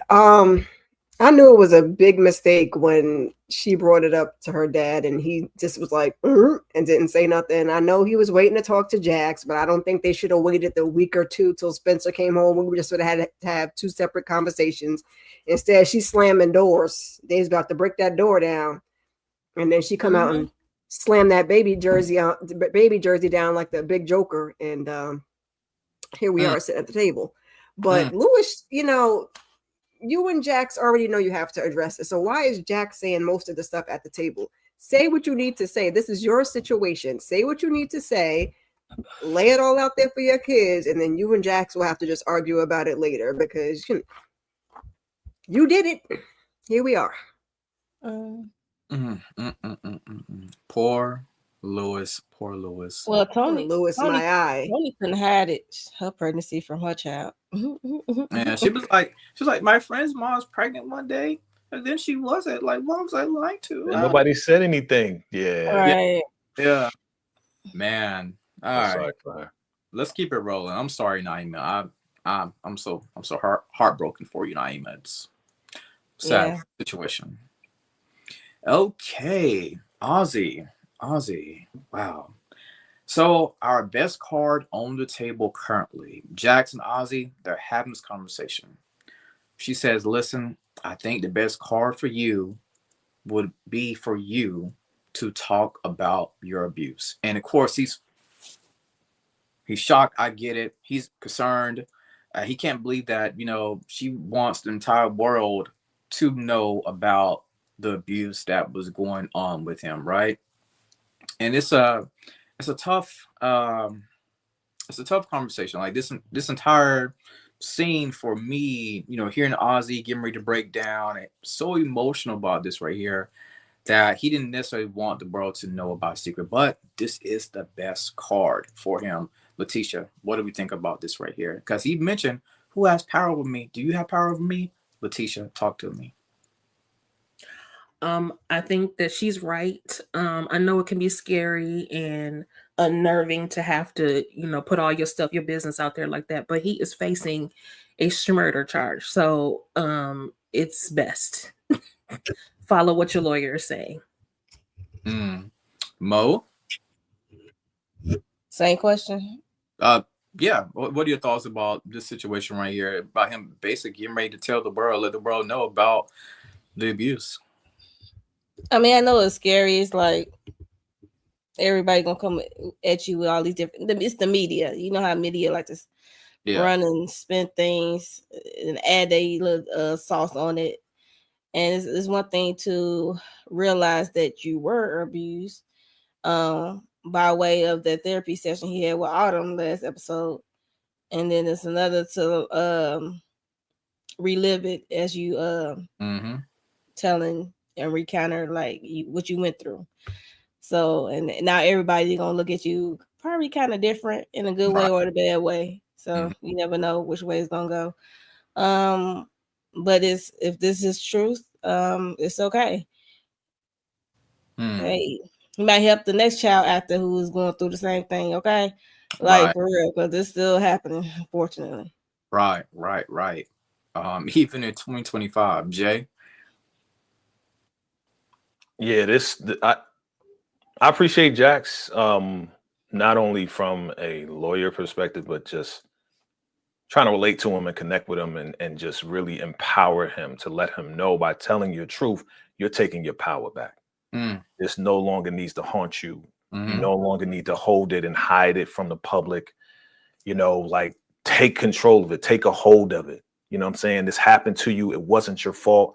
But this is the only way we're going to get out of this. We have to get the sympathy card on the table so people see that you are really the victim and you're not the guy that's doing all the stuff that people think in the public eye.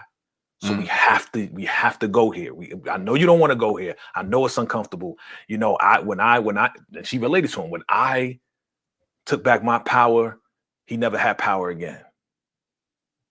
I appreciate her. I appreciate her in this very, very moment, because a lot of people who go through that need somebody to talk to them and help them through the trauma, help them through what has happened to them in the past. And not a lot of people have that. Not a lot of people have that access to somebody who understands and can relate and can give you a way to take your power back. Miss Kira?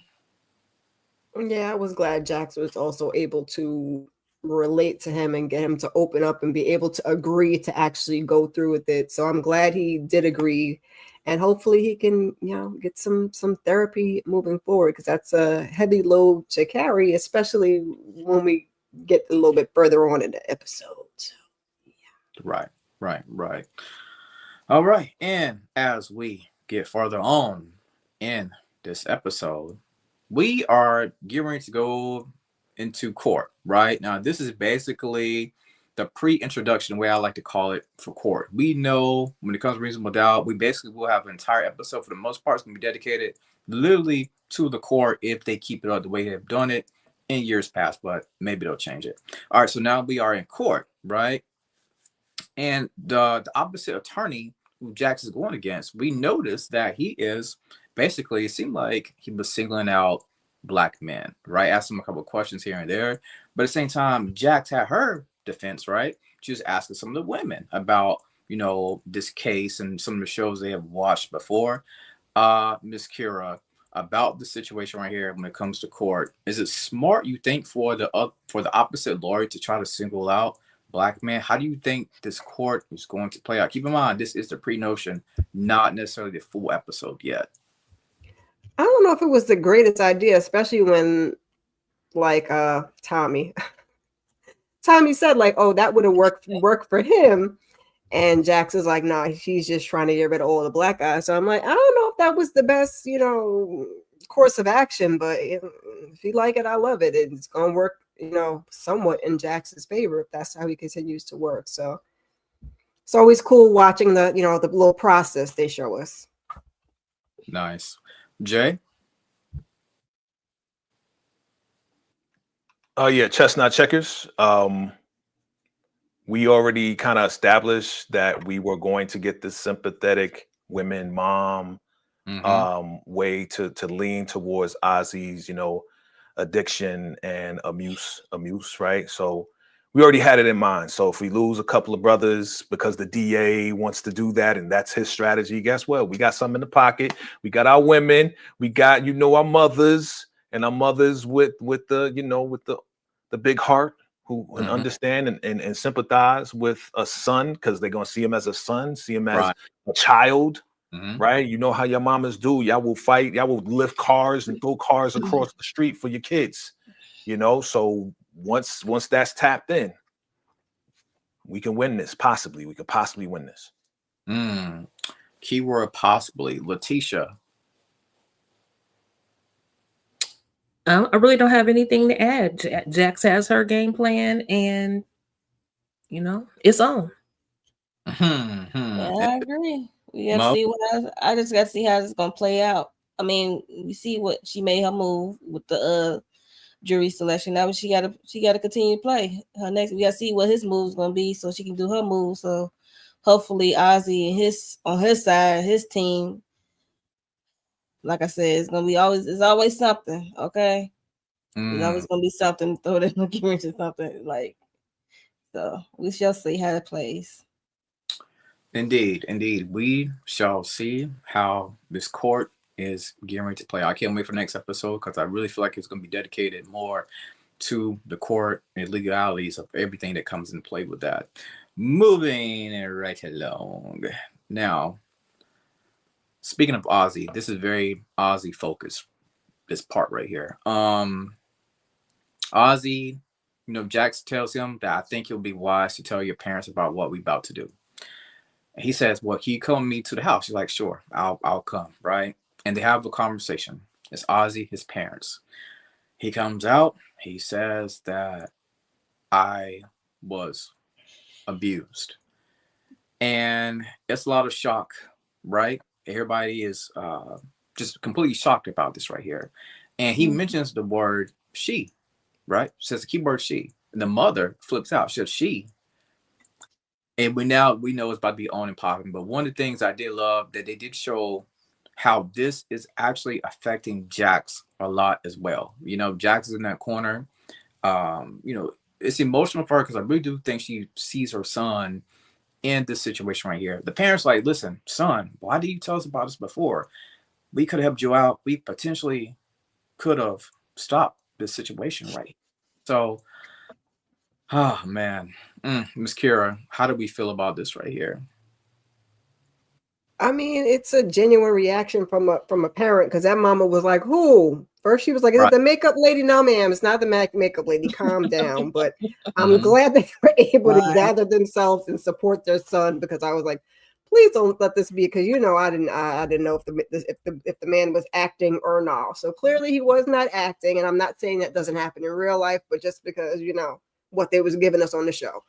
So he Mm-hmm. was being honest, he was being transparent, and I'm just glad that they were supportive, and she was able to gather her emotions to listen to what was going on with him and strategize. Right. Yeah, Letitia, I do like, and I'm calling on you next, Letitia. But I was saying, I piggybacking off what Miss Kira was saying. I do like how they did kind of basically support him. It wasn't like too much, back talk. What do you think about that, Letitia? The support of the family. It seemed like the dad, he's gonna be on stand. I saw in the next preview, but it seemed like the dad was even on hand of saying, "Yo, why do you just come out and tell us about this?" I'm very, I don't trust these people, but I'm very glad that they comforted him in this moment. I would like to believe that even if he had told them earlier that they would have believed him and they would have taken care of the situation, hopefully. And I guess besides everything else, it was just important that they gave him the comfort that he needed in this moment. Mm, Because mm, last week he didn't even believe he was SA'd. He thought it mm. was commonplace. He thought it was Mm-hmm. okay. And so I can appreciate his parents here. Mo. Dang, dang. I agree with everybody else. I'm glad they showed their love for him. They automatically, threw away the business side, and the parents showed up for him like they supposed to. And I just saw the wheels spinning in the mama head, like trying to Mm, figure out like who could have done this to my child, my baby, and she like thinking of all the faces that came through way mm, back when. So, mhm. but it's one face she see every day, so we shall see how Yeah. that gonna go. Jay, we on board with the dad as well. Being shocked and awe. Like, what are your thoughts about the Aussie revealing the situation Um, that what happened to him? yes, my brother. I'm glad they wrote it like this because we was giving these parents hell, right? Because we were like, Right.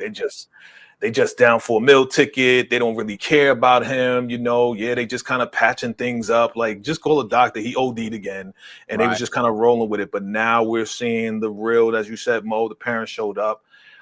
So I love this moment. But one thing definitely, I don't know if you mentioned it already, ladies and Lewis, is that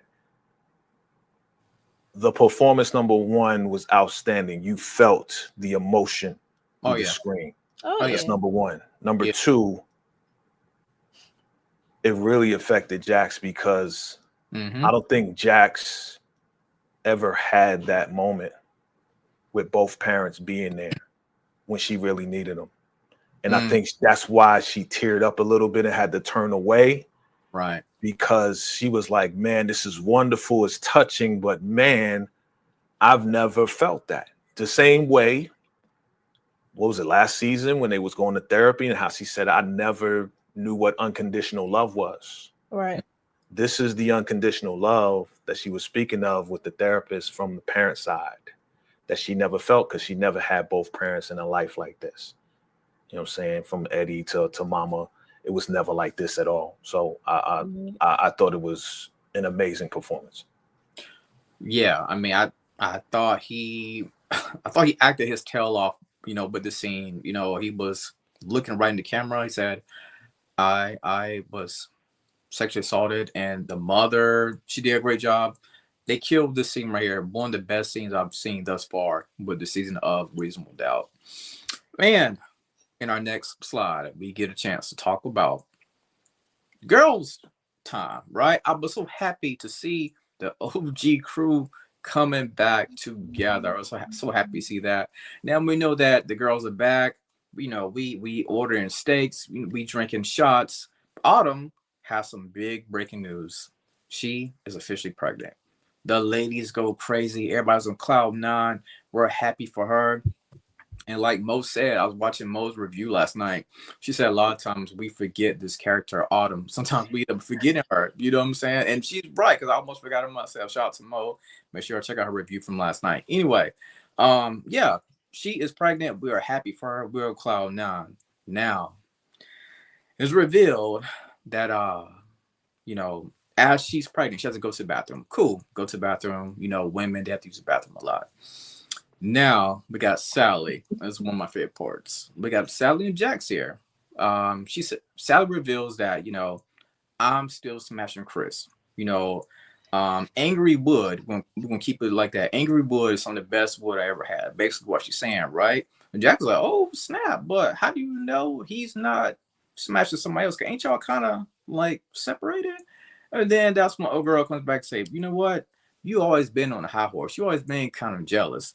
Jax comes back at her and says, well, you know, you always kind of been a hoe since high school. Stop the presses, stop the presses, stop the fight. The ladies come back to the table like, yo, what were y'all discussing? Oh, just gonna be the godmother. Mo, I know you ready. I'm waiting on you, Mo.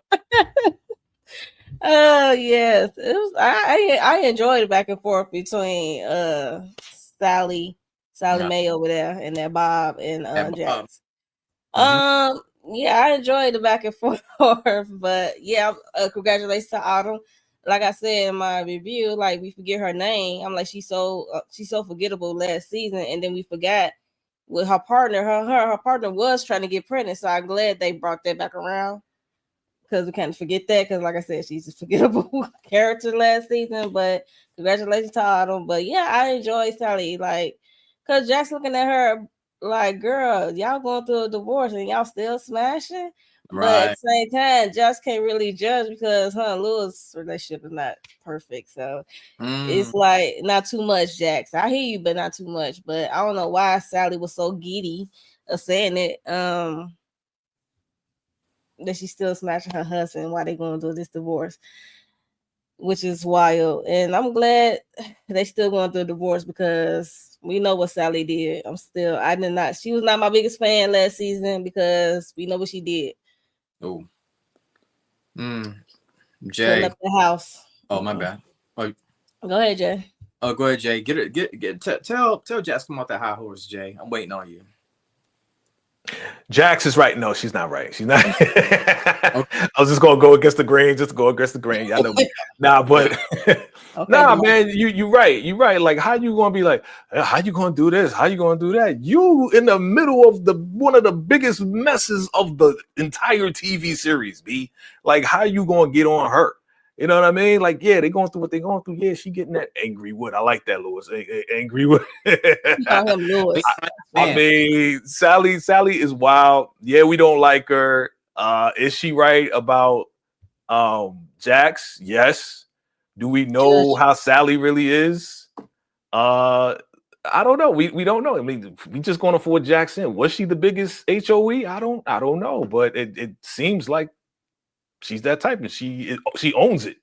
It seems like I do what I do, and you do what you do. You know what I'm saying? But I thought it was funny, the cat fight. It was funny. Shout out to Autumn, and we're definitely happy for her and her partner, because they've been trying, and you know, it's been an emotional ride. So now somebody drink them drinks, and we're gonna get excited about this baby. Right, Miss Kira. I know DeMarcus been over here calling our girl Jax a hypocrite, and I'm a stand beside Jax in this one and say she just done went through this mess with her husband, and luckily they are back on track. But it's a fair question. Like, y'all are getting a divorce, so just because you getting some don't mean he's not sleeping with somebody. I just thought it was a fair question. But sometimes Jax said right question, it's not wrong messenger. Yeah, it's not what you say, it's how you said it. It's the way Jax said it, I guess, for Sally's point of view. Sometimes she can say it in a judgmental way. Yeah, that's why I said Jax not be on a high horse, yo. That's why I said not too much, Jax. I hear you, but not too much.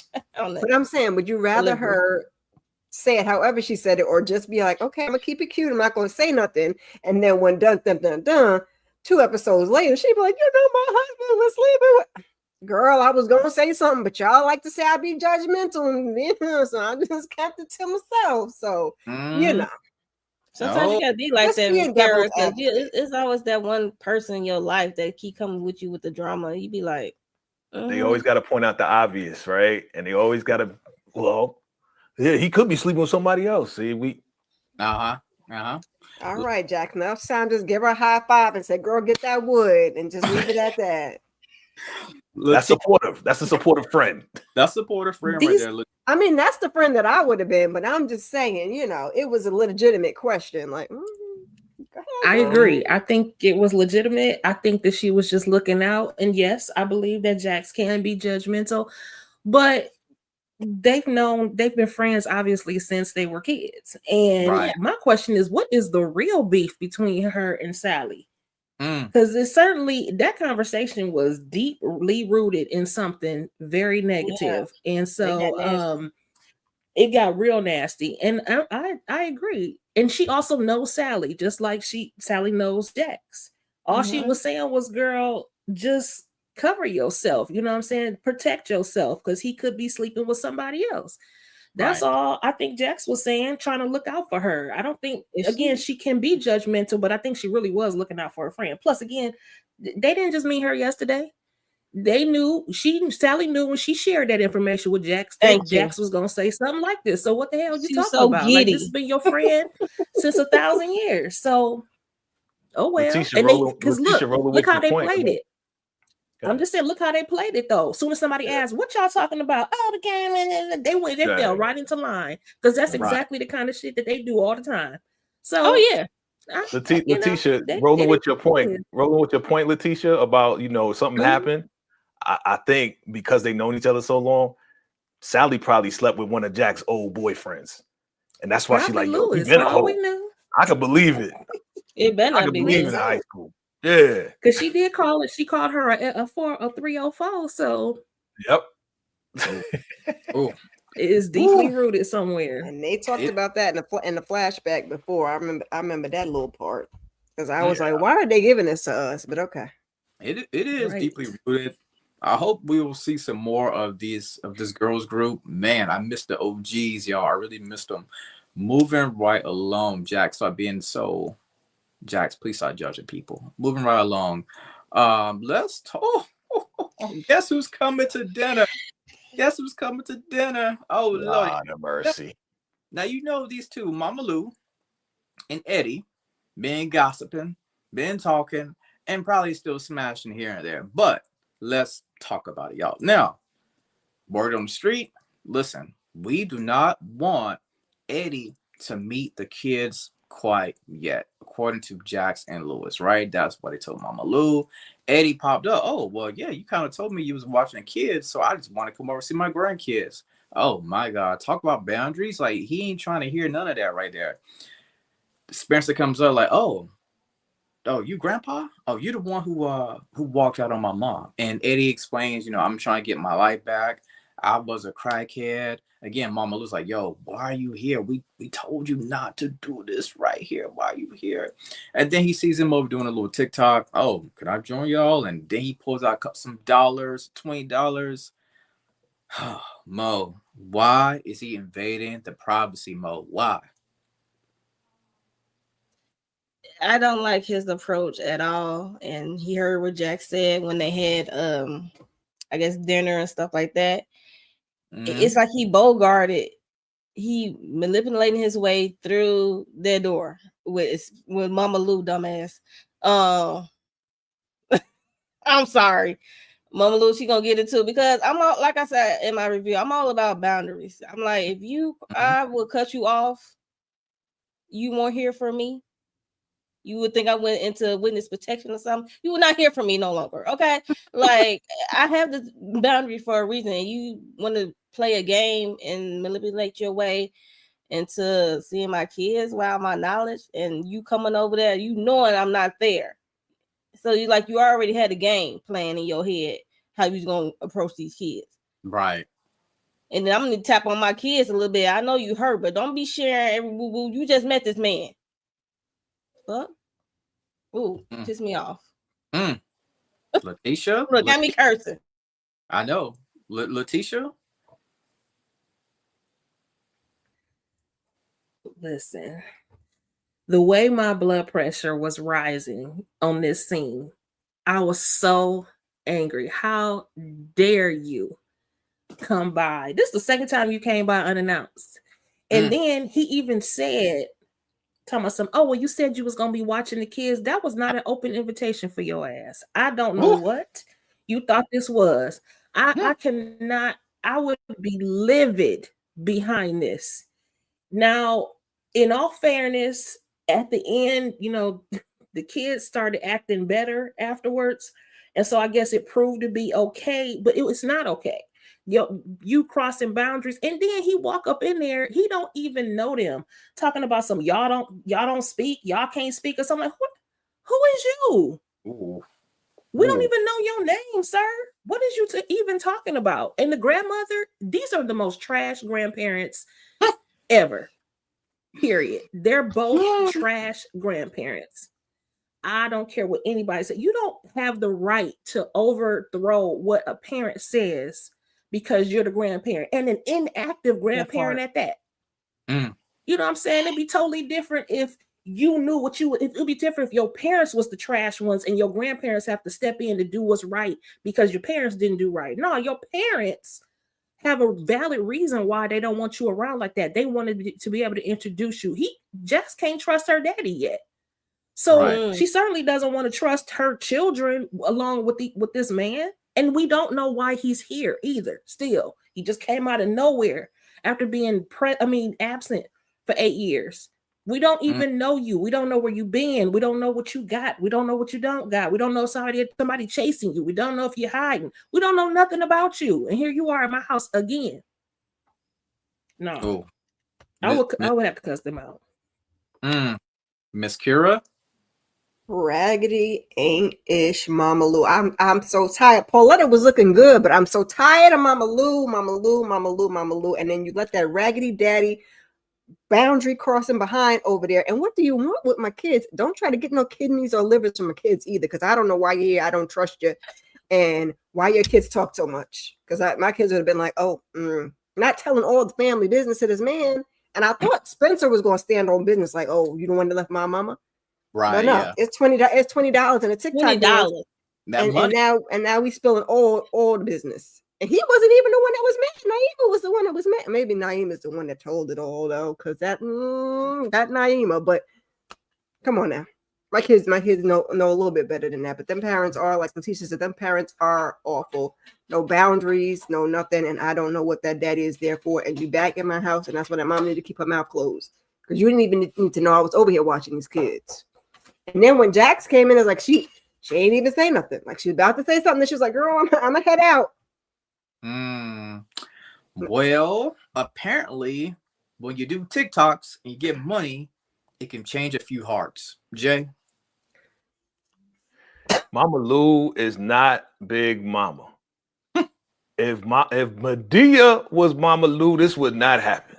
Okay, get your ass out of here. No, you can't be here. You grandma's supposed to protect their grandbabies. Now, because she lonely and her boyfriend went away, and she been having conversations with Eddie. Eddie has been manipulating her mind, right? Yeah, I want to get back in. I want to get back in. You know what I'm saying? Yeah, I'm clean now, baby. I'm clean now. This guy's a pimp. Okay, and he pimping his whole daggone family. I said it in the chat. I'm saying it live. And you don't do that. Letitia, you said it. You don't force your way. Like, freaking go talk to the parents. Make your way in there when they allow you to. But you a pimp, huh? You just pimping everybody. Paying the kids. $20 goes a long way these days, huh? Yep. And they ain't teach the kids not to freaking fall for this, okay? Obviously, these are suburban kids. They don't know about the street. They ain't street. They should have known better. But like this guy right here, I don't know him. Yeah, he my grandpa. Come on, man. They don't know no better. They don't know no better. They're like, oh, all right. They're definitely suburban kids without a doubt. Yeah. They go to a school where it's probably like maybe 5 black people. Like it's crazy. Yeah, like, man. So It's wild. Kids is suburban kids too, but they know better because their mama is right, hood. because you I taught had them. to teach them. Because you Like, taught them. Because you taught them. You taught them. You know what I'm saying? Jacks, they busy worrying about who having sex with what, and they sleeping Hey, how around you the gonna house tell while them the my kids are business? around. When can I get it in? Give me the rose, Jackie. Don't talk, Lewis. Just come over here. You know what I'm saying? They about themselves. They ain't teaching these kids nothing. You know what I'm saying? So they easily got pimped by Eddie Kane, Eddie, and it's not all Jax's fault. Eddie. Jax is a lawyer. You're supposed to be teaching them kids to keep their mouths shut. Right. Family, friends, everybody. They Plead the know how to fifth. ask questions. Do not tell my business or your Right. business for that matter. Right. Right. Period. Eddie Kane, moving in the right to song. Now, as we all know, you know, I kind of felt like these kids, we're not done with these grandparents yet, but I kind of felt like these kids, you know, they was able to get some get back. You know what I'm saying? Because it was revealed that, oh yeah, we met Grandpa. He's a pretty cool guy. Lewis is like, excuse me? They go to the other room. Y'all stay right there. Y'all finish dinner. Let's talk. Jackson's like, well, I mean, Eddie did overstep, but I kind of getting ready to let my walls down. Maybe this was the introduction that we didn't want him to have this type of introduction, but maybe we shouldn't hide these secrets anymore. Maybe we should just come clean about everything. And originally Lewis was like, yo, whenever you're ready, Jax, that's when they'll do it. So, Jay, by Eddie forcing them, you know, to tell the truth about him and, you know, all of them meeting, it was this truly the right idea, the right pathway for them to meet their granddad? Absolutely not. And man, yeah, they were rubbing it in. Yeah, we met Grandpa. Yeah, he Yeah. cool. Yeah. I mean, you ain't cool with him, but we cool with him. Right. You know what I'm saying? Like, yeah, what's your problem? He kind of a cool guy. You know what I'm saying? Right. So because they mad at her, they just like smacking her with the whole, yeah, I know I'm cool with Eddie. You ain't cool. And that's Grandpa. He gave us money and he danced. He know how to dance too. He told Right. Grandma how to dance. but going back, you saw me, I'm putting up the L's, man. Another L for your boy. He just can't catch a break. He's trying to be supportive of Jax the best way he can. Yeah, you know, we supposed to be like, nah, no Eddie. But she's like, nah, well, you know, if it's cool, they talking to us again. The kids, you know, we need the kids to talk to us. They don't need to be mad at me. Right. They need to be mad at you. Right. But if Grandpa gonna smooth that out for us, then let it happen, B. And he's just like, you can see him just deflating, like, you know. But then he made his other move, which we'll talk about. Right. Yeah. Mo. Yeah, it just took a $20 bribe and to talk to Grandpa for them to understand. But I guess they was willing to hear from a stranger than their own parents, I guess, if you want to look at it that way. But still, like, still a slap in the face, especially because, like you said, Grandpa Eddie came over without that knowledge, and Mama Lou didn't say a dang on word. And yeah, he trying to support her. I mean, he gave her the floor, like, we gonna wait to see if Eddie is on the up and up, and then it'd be your call. So her call is like, whatever make my life easy, make the kids forgive us, make it easier for us to live in this house, coexist in this house together. So she going that route. So hey, I mean, that's Jack's father. So Miss Kira, that is her daddy, indeed. Miss Kira, thoughts, please. and we know Lou gonna fold. Them kids was definitely on some get back, baby. They was having them a good little kiki of a moment. I said, oh well. Jax was just really honestly happy that they were speaking and they weren't on the kids list. But I feel like she's also using this as an opportunity to let that daddy in, and I ain't really too happy about that. I feel like she want to let him in, and she's like, "Well, he already here. Like if we pull it back now, and we stop him from talking to the kids, and they're gonna be mad again. So, oh well." I was like, now you can't really pull it back, but by the same token, you don't have to look that excited to talk to your raggedy daddy. Just saying. I agree. Letitia. Jax was like, it's not right, but it's okay. Because she did not care at this point. But I was tickled by the kids because I was like, they acted like they got a whooping or something. Because I was like, they were on their best behavior. You know, it was funny to me. It was interesting. They was helpful. Right. Helping to cook, put the stuff away, That's why Jax asking if they could other- help with something else. I was like, oh, okay, well, maybe Grandpa Eddie straightened them out. I don't know. Yeah. But I don't like it still. It wasn't cool. No. The parents knew something was odd. You know, they're, oh yeah, we'll help prepare dinner. Oh yeah, we'll wash dishes. They looking around each other like, okay, something's strange. But you know how these parents are. Moving. Oh, okay. Gotcha. Okay. All right. Cool. All right. Moving right along. Hopefully we are done with Grandpa, but not just quite yet. Yo, Beyonce, Jay-Z, are we crazy in love? Now, I got a feeling my spider sense is telling me that Daniel was trying to play the game, but I don't know how it's going to work out. So we know we have Daniel and his sister here. They're watching TikToks, they're watching videos. She's asking about Byron. You know what I mean? Like, did you find any more intel about Byron, right? And not to mention, she also states that Ozzy, keywords, he used to write in a journal. That journal is going to be big later on, right? And of course, Ozzy come downstairs like, but y'all over here smooching. I don't need no babysitter dog. You can get the step and play, boy. So, Miss Kira, what side is Daniel actually going to be on? Is he really still trying to play this game, or do you think he's going to fall victim of being in love? I think Daniel's on the right side of the fence, and I think Daniel thinks he's playing the game, but I think that girl is running game on him, and Daniel does not have the capacity to handle what that girl is about to put on him. What, I don't know, but I hope it doesn't mess up the case. But Daniel, you ain't got it, homeboy. And you have to take every single notebook, Daniel. Jesus, take one. Come back, take some pictures. The whole thing. Anyway, he don't. He's on Jax's side, but he's not prepared. He's ill prepared. Jay, what about you? What about him, Jay? What about him? If it is in love, because it's not Okay. love at all. Right.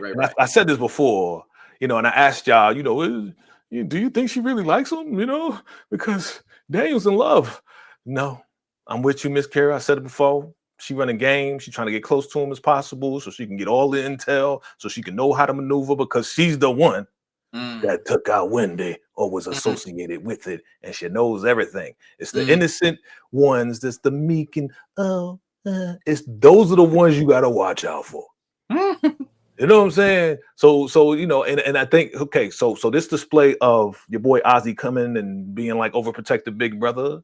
Yeah. You know, this ain't the first time. Oh no. And this goes back to my point. Remember what I said earlier? She wants to live her own life and be, you know, have a boyfriend, do this, do that. She can't live a normal life when your big brother is a superstar and you're living in his shadow and you got to take care of him. You know what I'm saying? So that's why I'm like, yo, she's trying to just mess him up so she can just be free. So yeah, Daniel, Mr. Hey citizen, bro, you're getting played, bro. Oh man, Letitia, Big brother said she get bored easily too, though. Let's not forget that. Yeah, always looking for a new prey. Scorpio. He does not have his spidey senses up, and he's headed for the heartbreak hotel. He said the heartbreak. Okay, because he's not ready at all, and she is in disguise. So, and I think she uses this as a disguise because she's unassuming. Right. People don't think much of her. They just think, oh, she's just a little nerdy girl. When in all fairness, she's probably the mastermind behind a lot of things. And to be honest with you, when we find out, I was scared that her name was going to be in the hat for who essayed Ozzy. I was like, oh, jeez, please, Lord, please. And so, yeah. Is she big sister or little sister? All right, that's what come flashing my purse. Like what? I think she. Well, I mean, I know, but I don't I don't recall at the beginning that we knew that person was older until later, right? So at first I was just thinking like, who else could it be? I knew it was a she, and I was like, Lord, please don't let it be her.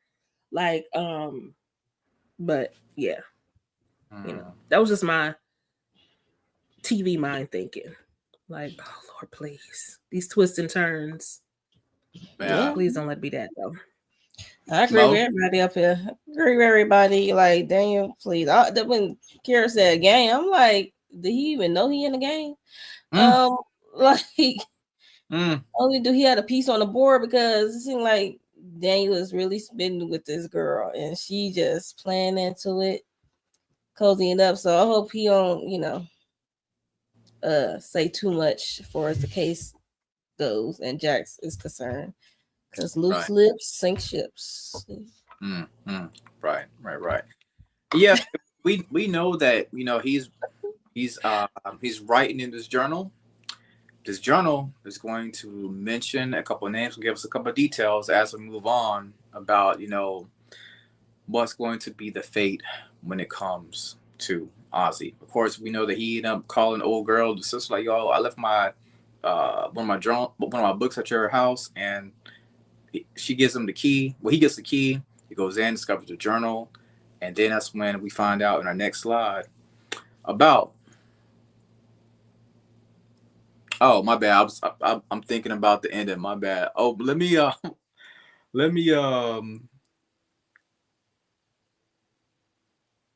yeah, we keep going. We'll get to Eddie. I think I may have jumped the gun a little bit. All right, let's oh, there we go. Never mind. We'll talk about this area. We'll talk about. Okay, we'll stick to Eddie. So we'll stick to Eddie, and then we'll go back to the abuser at the end. So now this right here. This was a big blaze of glory that was all over. So I see you, JBL. This was a big blaze of glory that was all over social media. They went crazy on my TikTok. Make sure y'all check out my TikTok at the Lawrence Report. I did a video about this picture right here. Oh my God. Everybody went crazy. Let me set the scene up right quick, y'all. One of my favorites, right? Eddie versus Lewis. Now, nobody told Lewis to go down there. I guess Lewis decided to grow up hair. Went down to an old juke joint where Eddie was hanging out with his crew with the band. Like, yo, Eddie, let me talk to you right quick. They started having a conversation. Eddie's like, I did have a little bit of ounce of respect for you. You know what I'm saying? And that's when Eddie goes all the way in. He says, listen, your name is not even on the house. You can't even file the taxes in your name. Lewis is like, listen, you've been pillow talking in my house. Again, it's not your house, brother. It's Jax's house. As a matter of fact, scramble. Go ahead and go prepare dinner. And when he said that right there, I felt like what he was saying, Lewis, you are a housewife. And the only reason I'm saying that, because a lot of times, who prepares dinner first? Lewis. Sometimes they tag team on dinner, but it's typically Lewis preparing the dinner. Why did Eddie read this man for filth this hard? Jay, I got to go to you first, brother. Why? Bro. Hey, why? Okay, so let's start from the beginning. The reason why your boy got the vibrato, got the bolas, got the gonads to go down there is because he put light-skinned, dude from Jersey, the cold dude, into his place. So he was like, yeah, I'm the big man now. He gonna do his job. He ain't gonna try to play me and get me fired. Let me go talk to Eddie. Dum. Bro, okay, look. In all fairness, Lewis had no idea that Eddie had all this ammunition by paying the kids $20, finding out. How did he know that Lewis's name is not on the deed? How does he know all this stuff, yo? Because the kids put them on everything. And Mama Lou, tag team. And all of that, bro.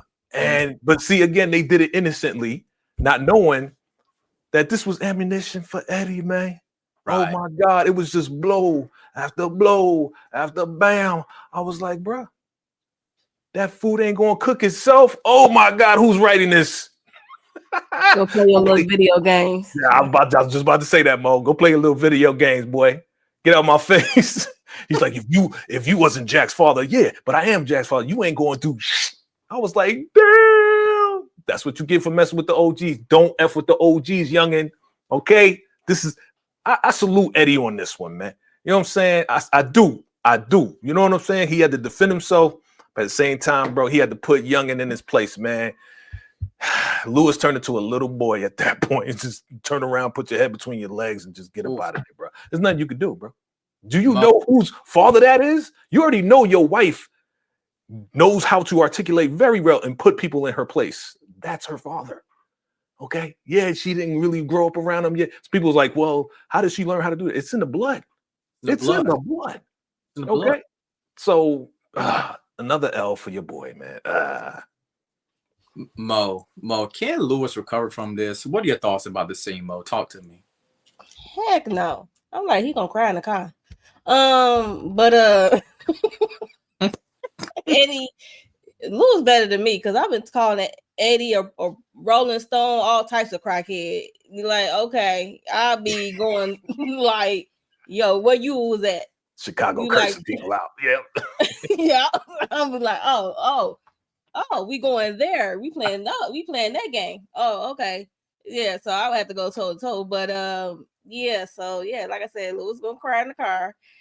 And everybody need to be tapped. Mama Lou and them kids, they need to be tapped because like I don't even know you like that, and you spilling my tea, you spilling my business with my wife. Have you haven't been in her life? Like come on, like yeah. After I get him the tongue lash, after we go back and forth, we cutting each other down low. So yeah, after that, I'm gonna have to go home and tap on some people's shoulders. So it's like, yeah, I can't. It was funny, but it's not funny. You talking about at least I was man enough to do my dirt on the road. I'm like, both of you. I said in my review, like that don't make you any better. It just make you do it on the road. I mean, why are you and Mama Lou not together now? Like, I was like, what? I didn't understand that logic, but okay. You said get kidnapped and have my daughter bent over. Oh my God. He knows too much. He knows. That's what I'm saying. Like I'm tapping on shoulders. Like everybody getting cut off. That's that late night tea. You out here getting a PTA mom knocked up, Miss Kira. What we got going on right here? FAFO. Okay, big time. Because yes, you said you got your wife bent over and then kidnapped by a felon, and I was like, sir, for filth. But at the same time, when he was catching all them body shots, I was like, sir, right message, wrong messenger. Okay, that part. Lewis, your ass should have came prepared. Okay, whether you gotta call him whatever you gotta call him. Since you can't put no hands on him, since you can't put no paws on him, you should have had them ready at the disposal. You thought you were gonna roll up on that man, and that man was just gonna be like, okay, I'm just going to leave everybody alone. No, that man is there for a reason, and you're not stopping him from whatever it is. So he just, poof, shoot you away off to your Shout out to Philly real quick. He's supposed to be from Philly. No, you're not. You're not from Philly. Who? Philly Bulls? Lewis. Yeah. Remember, he's like, go Eagles, fly Eagles. Remember he said that to the young boy? He did say you ain't from Philly. Maybe you taking blows like that, son. You ain't representing Philly, bro.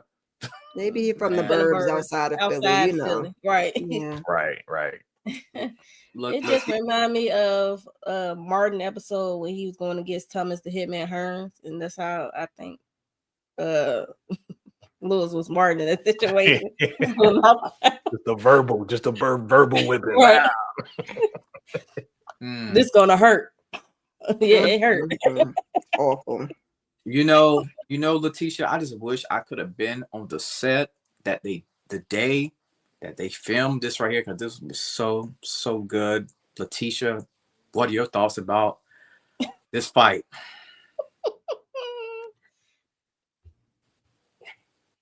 Go ahead, take your time, sister. Go ahead and say it's Lewis's fault. You shouldn't have. If you didn't have, you went down there to crack faces, but you got your face cracked. That part. You shouldn't have went down there ill prepared.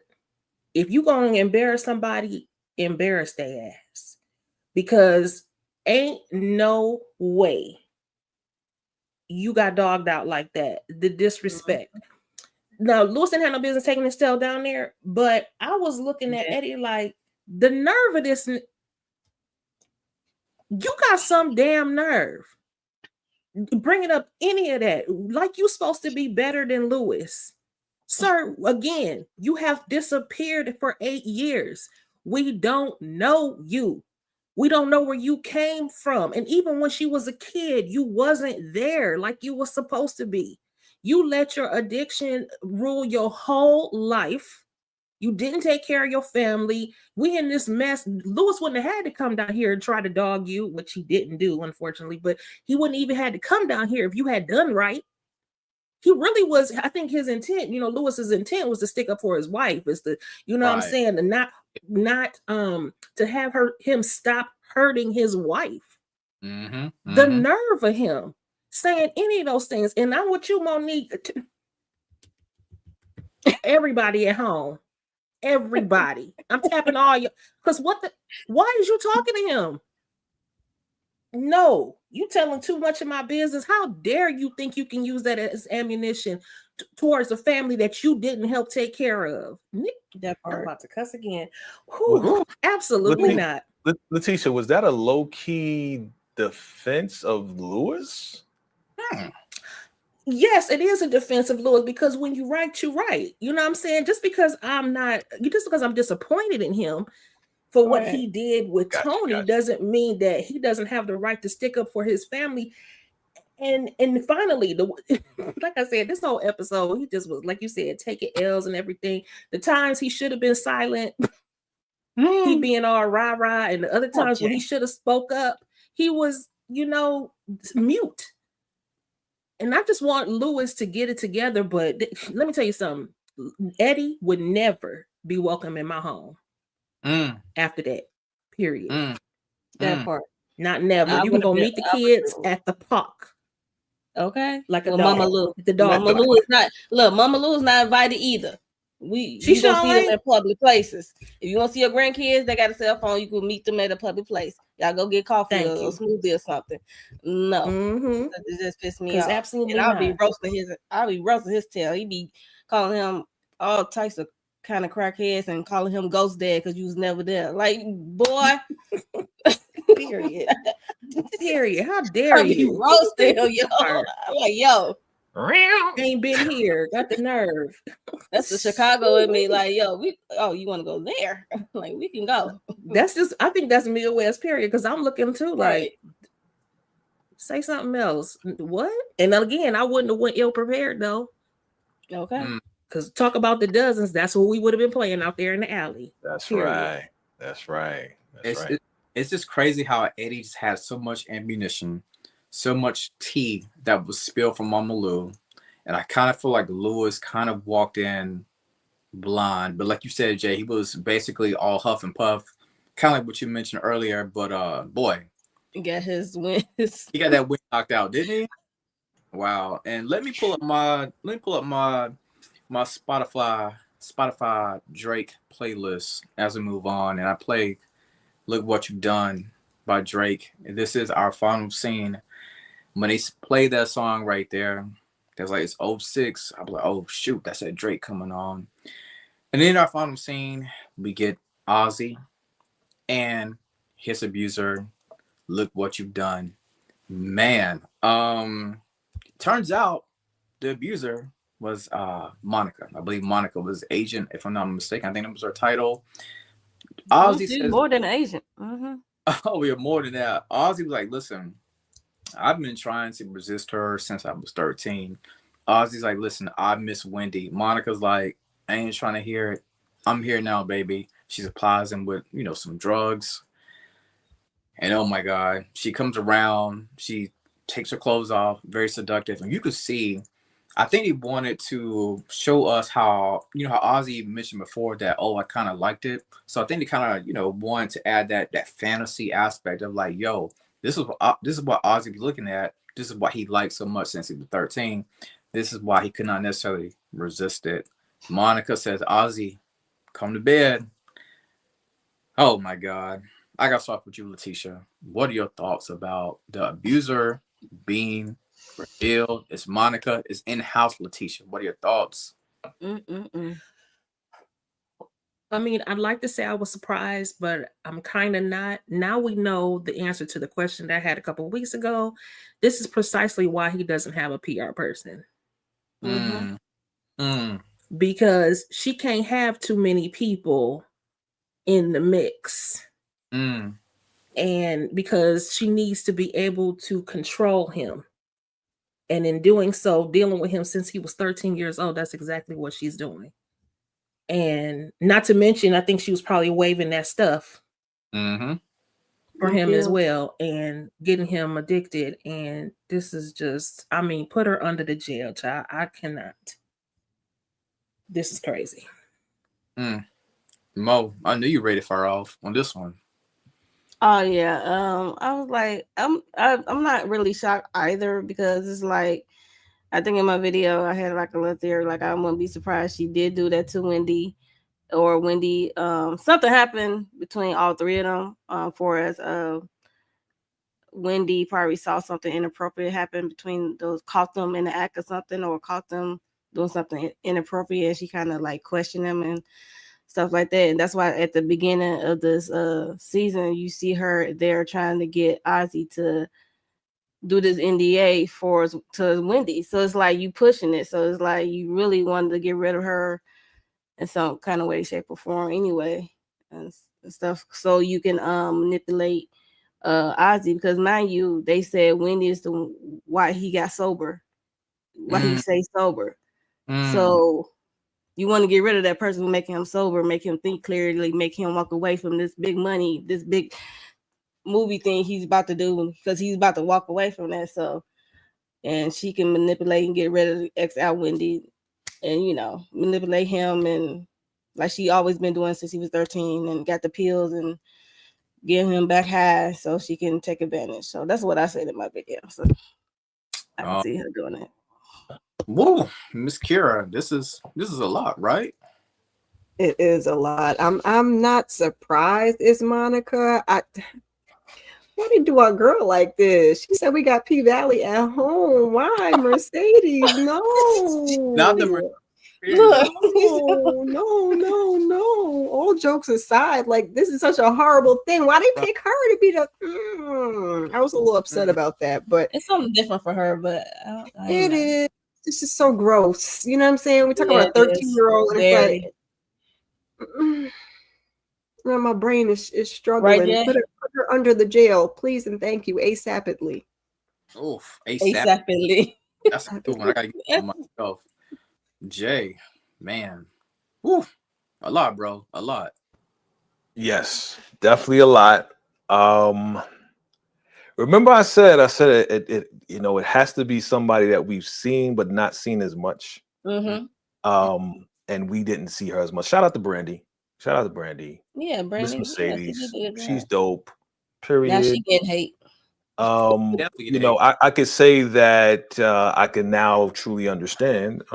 Just speaking from the male perspective, I can understand why you would consent with this beautiful, lovely, incredible, super fit woman. But again, totally disgusting, because he was children 13, cannot consent. Right? Right. That's what I said. Children cannot. Well, again, from his perspective, let me speak from his perspective as a young man to say, hey, I consented. Okay, from his perspective. So, this is disgusting. It's a shame. She is behind Wendy. Wendy was probably going to expose her. And that's why she is probably one of the people that's involved with Wendy being unalive, being that she is the agent and has always been the agent for a long time. She knows where the straps are. She knows where the cabin is. She knows all of this. So she is the mastermind behind the unalivement of Wendy. Other people may be involved. We'll see who that is. What is Mama Ozzy going to do? Maybe she already knows. As you mentioned, one of you mentioned that she probably has an idea. Probably, what are you doing? Oh, nothing. I was just helping him with his collar. She was, you know what I'm saying? So, she was doing some stuff she shouldn't have been doing. Back to your point, Lewis. Yeah, she got him clean. Therefore, Ozzy's now away from Monica. Monica can't manipulate anymore. So Wendy said, get rid of all of them. We don't want to do this role. We need new management. We need new agents. If I'm the agent and I'm manipulating you, I'm going to get rid of the problem. Who's the problem? Wendy. Not you, because you're the star. You're the moneymaker. You're the cash cow. So I'm going to get rid of your girlfriend. Okay. So yeah, it was bad, but great job, Brandy, on playing this terrible role. Wow. Brandy, you wow. What it ended. Wow. Sweet. That concludes Reasonable Doubt, y'all. Episode 4, a banger episode. Lewis got punked the entire episode.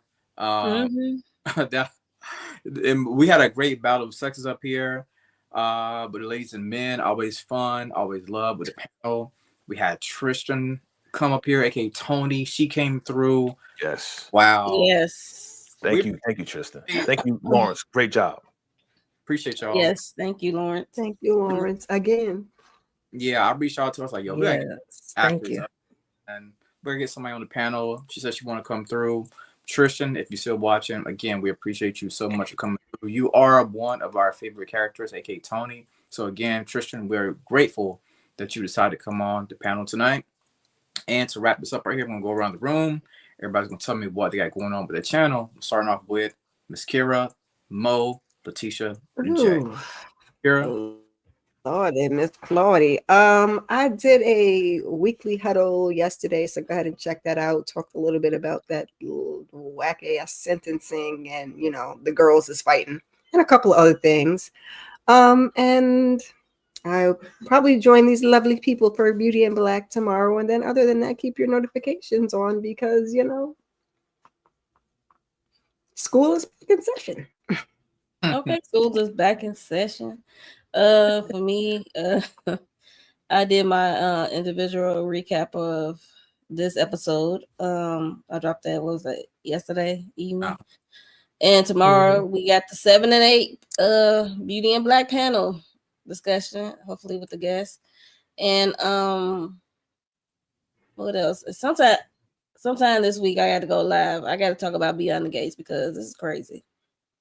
This stuff is getting crazy and wild. I'm like, okay, it's been a minute for me talking about this, so now it's time for me to tap back in.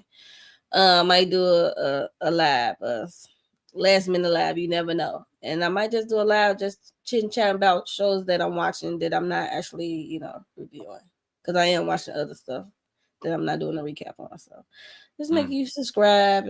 Oh, Sister's back this week. What is it back this week? Yeah, I think it's back this week. Yeah, it's back this week, Wednesday. We had a little short break, but we back in class is back in session. So so we go live after the episode airs on Wednesday. Me, Tamika, and Candy Love. So yeah, if you into sisters, Tyler Perry sisters, yeah, come on, stop on by to the after show. Yes. Okay. Yes, do join us for episode 7 and 8 of Beauty in Black tomorrow evening at 8. I also will be dropping my personal video for 7 and 8 to finish up as well. After this live, I'll be dropping one of my shorts. So make sure if you are a fan of Beyond the Gates, make sure you tap in with my shorts because they are back this week. I have a video that's going to be dropping right after this. And then also, if you're a family business fan, it is back October the 23rd. Yes. And I'll be doing individual ones for that, as well as joining EJ, the TV Junkie, and crew, who will be doing lives for the family business season 6. And it looks like it's going to be a doozy. So make sure you check out. Oh, we just did the live. I forgot about that. We did an impromptu live for the trailer. It was me, EJ the TV Junkie, and Tamika's Den. And we talked about everything under the sun and had a big old battle of the team Chippies versus the team Donnas over there. So make sure you check it out. And don't forget to keep your notifications on. Don't forget to like, share, comment, and subscribe. And thanks again, Lawrence. Thanks, Tristan. You had a great time tonight. I got one more thing to add. The team of Thursday, episodes 8 and 9. Kind of forgot about it with the panel. Okay. Jay? Again, great job, Lewis and Letitia. Lawrence, You keep LAWRENCE. calling him. I wonder when you was gonna pick it Yeah, up. I'm like, I even said it like you keep calling this man Lewis. I got I him said it correct. like You know now, LAWRENCE, Lawrence. Go ahead, Jay. So Lewis, okay. thank you, appreciate it, man. I knew you And were gonna do that again. Letitia, Okay, so great you spelled job on that. You know what I'm saying? We appreciate you guys for doing a great tag team on that, Lawrence. And so tomorrow I'll be hosting 7 and 8. Reasonable Doubt, come through. It's gonna be amazing. Hopefully we Beauty have and our Black. special Beauty and guest. Black. Beauty and Black. Wrong What was show. it? Beauty and Black? Beauty and Yeah. Black. Beauty and What I Black. say? The Reasonable Doubt. Reasonable Doubt. Reasonable Doubt. Yeah, Beauty and Black. Long day. Beauty and Black tomorrow. And yeah, it's gonna be fun. Check out my shorts, man. We got some AI stuff coming. We got some next level stuff coming. So check that out. It's been going crazy right now. And what else we got?